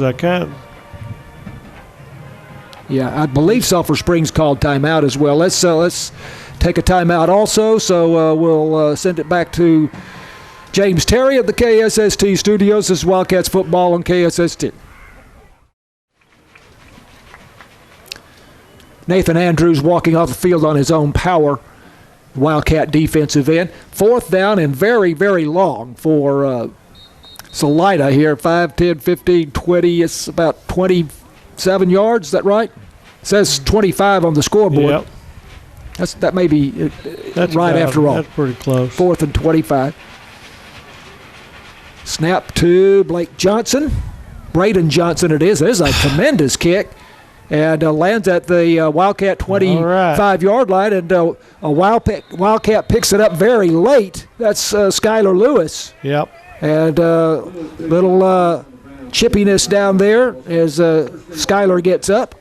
What happened there was the ball bounced backwards, and one of the Celina players touched it. So whether or not he knew it, Skylar got it and tried to run, because in that particular play, if he runs and fumbles and the ball is recovered by Celina, we get the ball back where they touched it.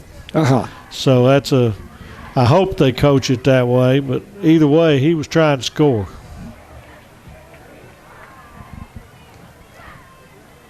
It was a 46-yard punt there by Celina. We've got Mitchell and Hall in the backfield and twins on each edge. First down Wildcats at the 25-yard line, trailing 31-0 to Celina midway through the 4th quarter. They give it to Deuce Hall up the middle, and Hall pops out of there for a gain up to the 31-yard line. Got 6 yards on that one.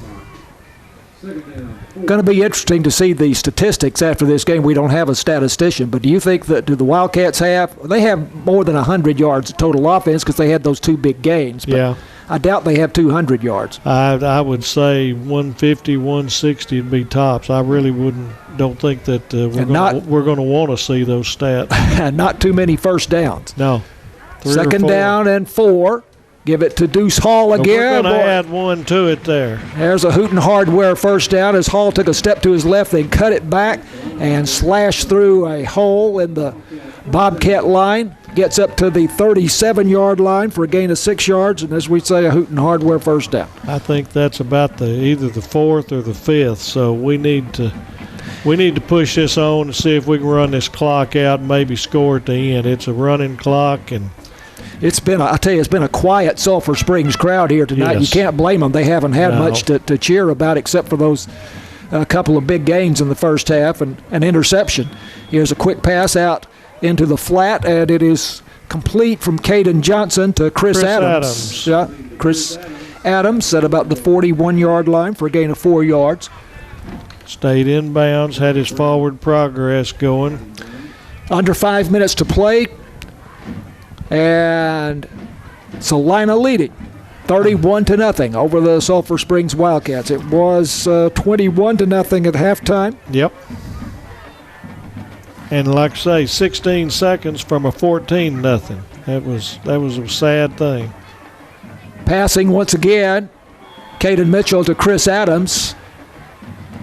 Little comeback route. That one back and give them that all the rest of the time. All they're getting is 5 yards. And, You know, the game's pretty well decided, so all they're trying to do is contain, not get beat deep. Getting to the 46-yard line, 3rd down and 2.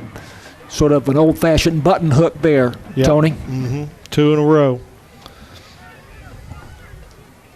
Clock down to just over 4 minutes to go in the ball game. Wildcats at their 45-yard line. 2 plays to get the first down. We'll make this 3rd and 1. Snap to Caden Mitchell. Give it to Jackson Hare. Hare goes between the tackles, uses his blockers, and I think he will have a Hooten Hardware first down at They're about not the giving it to him. 46. I don't think. They should, but I don't know if they did. I don't think they did. If my eyes are any good at all, he's got it by maybe half a foot, but maybe not. They didn't give it I guess to him. not. Yep. Okay. 4th down, but we'll go for it. Although we got He must be just 3 or 4 inches short Yep. there.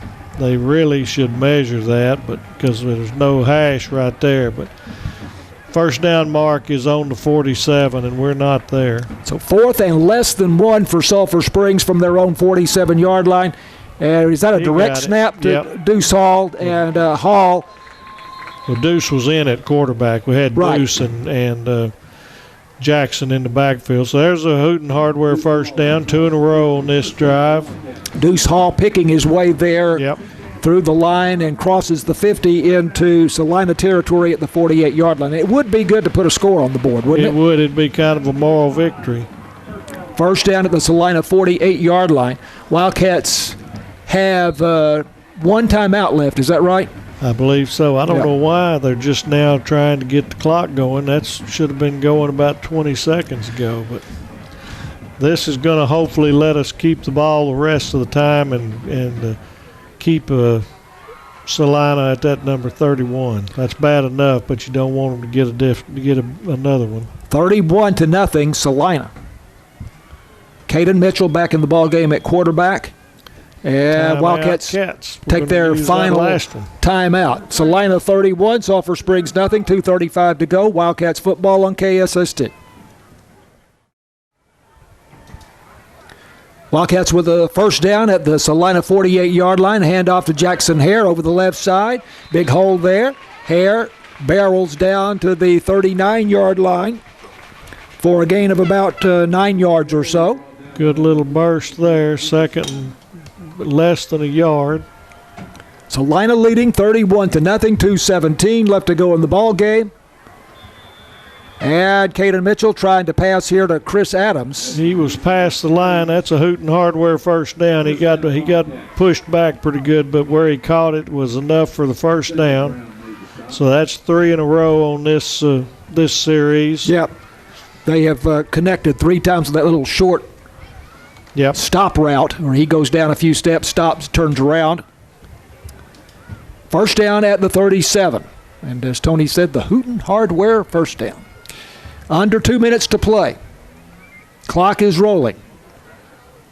Caden Mitchell in the pocket, throwing over the middle, complete at the 20-yard line. That's Jackson Hare cutting back. Hare at the 5, then a score, touchdown Wildcats. All right. So that's for a 38-yard touchdown pass right there. It was a good quick pass by Mitchell, and then a good left-footed sidestep by Jackson, and the rest was him. And Northeast Texas Farmers Co-op says, way to go, Wildcats, for that 37-yard TD pass from Caden Mitchell to Jackson Hare. We'll give a Hooten Hardware first down on it as well. That's the 10th touchdown pass of the season for Mitchell, and that is the 8th touchdown total for Jackson Hare. And this is big for the Cats. You don't want to get shut out. This is gives them something to look at. And the extra point here is blocked. Was blocked, but we're scooping it. No good. Wildcats picked it up, tried to get it across the goal line there, but the extra point by Eric Rodriguez blocked. Had a low snap, and Mitchell wasn't able to get it put up on the point. So that's the first one in a long time that hadn't moved or hadn't done well. 31-6, Celina leads. This is Wildcats football on KSST. We have the J. Hodge Chevrolet kickoff coming up here. Wildcats might be thinking about an onside kick here. Eric Rodriguez advances on the ball. No, he kicks it deep. And it lands at the 5 and will roll into the end zone. I kind of thought they were. He should have pooched it a little bit Yeah. and see if he could have made them cover it at the 5. So they'll go out to the 25, but minute 38 left, and I expect Celina to either just run it straight up the gut or even just take a knee 3 times because the Wildcats are out of timeouts. Well, that was a 75-yard drive for Sulphur Springs in 9 plays. That's by far the best drive of the night. Absolutely. And that's a good for your psyche. Jackson Hare, the 37-yard touchdown pass from Caden Mitchell. And Hare now has 5 touchdowns rushing and 3 touchdowns receiving for the Wildcats. Just a junior.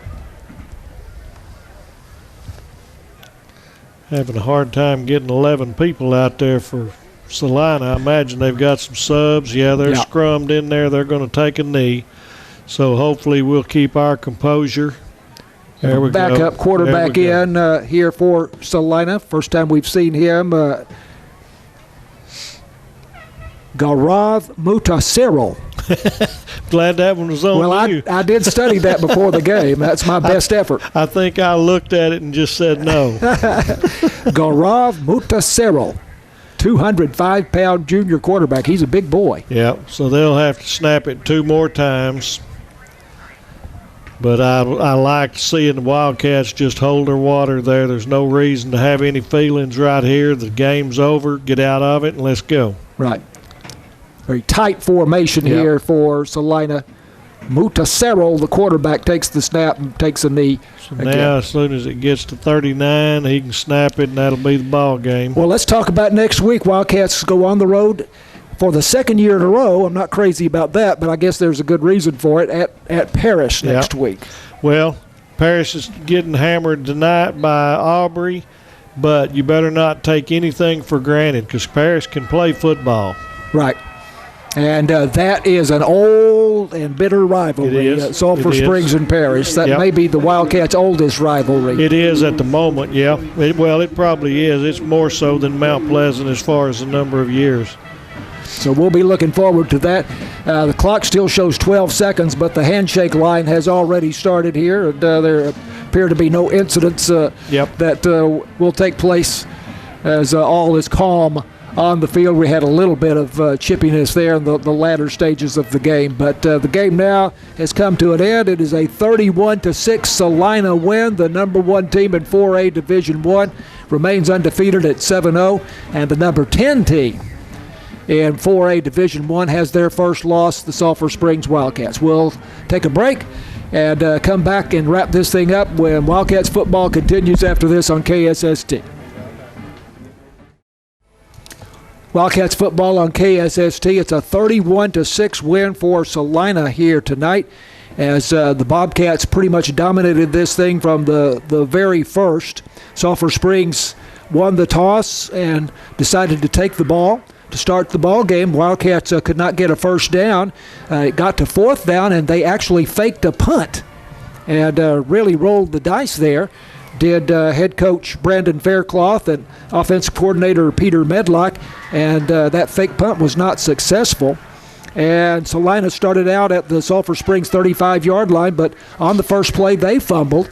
Sulphur Springs got it back, and so the Wildcats dodged a bullet there. But Celina then forced Sulphur Springs to punt, and then the Bobcats drive, that was 35 yards in 5 plays. That was a short punt for Sulphur Springs from their own 18-yard line, and Celina started at the 35 of Sulphur Springs, and Colton Rodriguez got the 12-yard pass from Bo Bentley.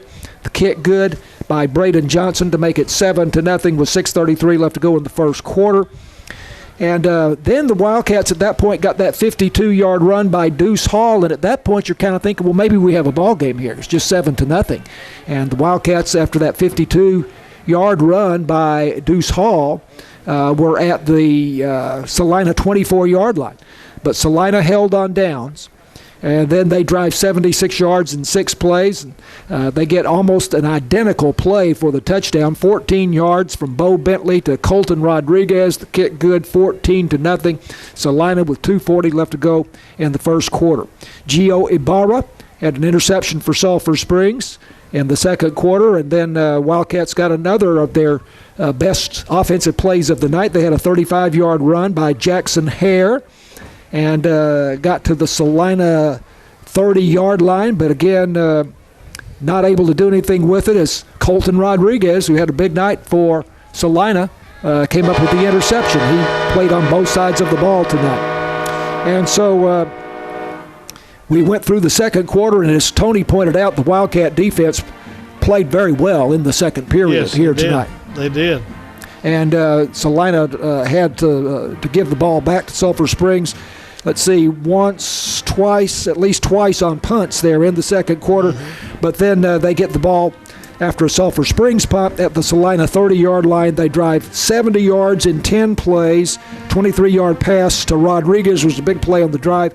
The touchdown, an 8-yard pass from Bo Bentley to Ethan Rucker at the back of the end zone with 16 seconds left to go in the first half, and Celina led at halftime 21-0. That was kind of a backbreaker, that right. 16 seconds. If there was any way we could have gotten out with either nothing or just 3, but putting that 21 points up really hurt, and they got the ball from the kickoff. And then they drove and scored on their first possession of the second half. Wildcats kicked off, and it was a short kickoff, as they are wont to do, the kick to the sideline, so to speak, but they got a good return on it out to the 45-yard line. And then drove, what was that? I think I wrote that down wrong. So that was a 55-yard drive. No, I see. This was the field goal. They did not score a touchdown. So it was a 41-yard drive. Okay. To the Sulphur Springs 14, and then they got the 31-yard field goal by Braden Johnson. 41-yard drive in 8 plays, and they scored that field goal on the first possession of the second half to lead 24-0. And then got a fumble recovery at the Sulphur Springs 36-yard line in the fourth quarter, although that was late in the third quarter, and they drive 36 yards in 9 plays. And they got the touchdown on a 3-yard pass from Bo Bentley to the tight end Cash Hurst. And the extra point good, 31-0 with 1:56 left to go in the third quarter. So at the end of 3 periods, 31-0, Celina, and then the Wildcats got their only touchdown very late in the game, but by far their best drive, really their only drive. Of the night, 75 yards in 9 plays. And the touchdown pass, 37 yards from Caden Mitchell to Jackson Hare. The kick was blocked with 1:38 left to go in the fourth quarter, 31-6, and that is your final score. Celina over Sulphur Springs tonight. This was, I would, again, we don't keep the stats up here, but the first half, the Wildcats, when they would get anything going, they would have a penalty or something of that nature. We were consistently behind the chains, and give Celina their due. They are the number 1 team in the state, but all they did was played solid, fairly error-free football and let everybody else kind of implode. They made plays when they needed to. They can throw the ball. They're a very good team, but if we don't get behind the chains and we get a little bit of confidence moving on offense in the first half, could have been a whole lot better ball game. Well, again, after that long run by Deuce Hall when the score was just 7-0, and they get down to the 24-yard line, there's your opportunity to make a game of it right there.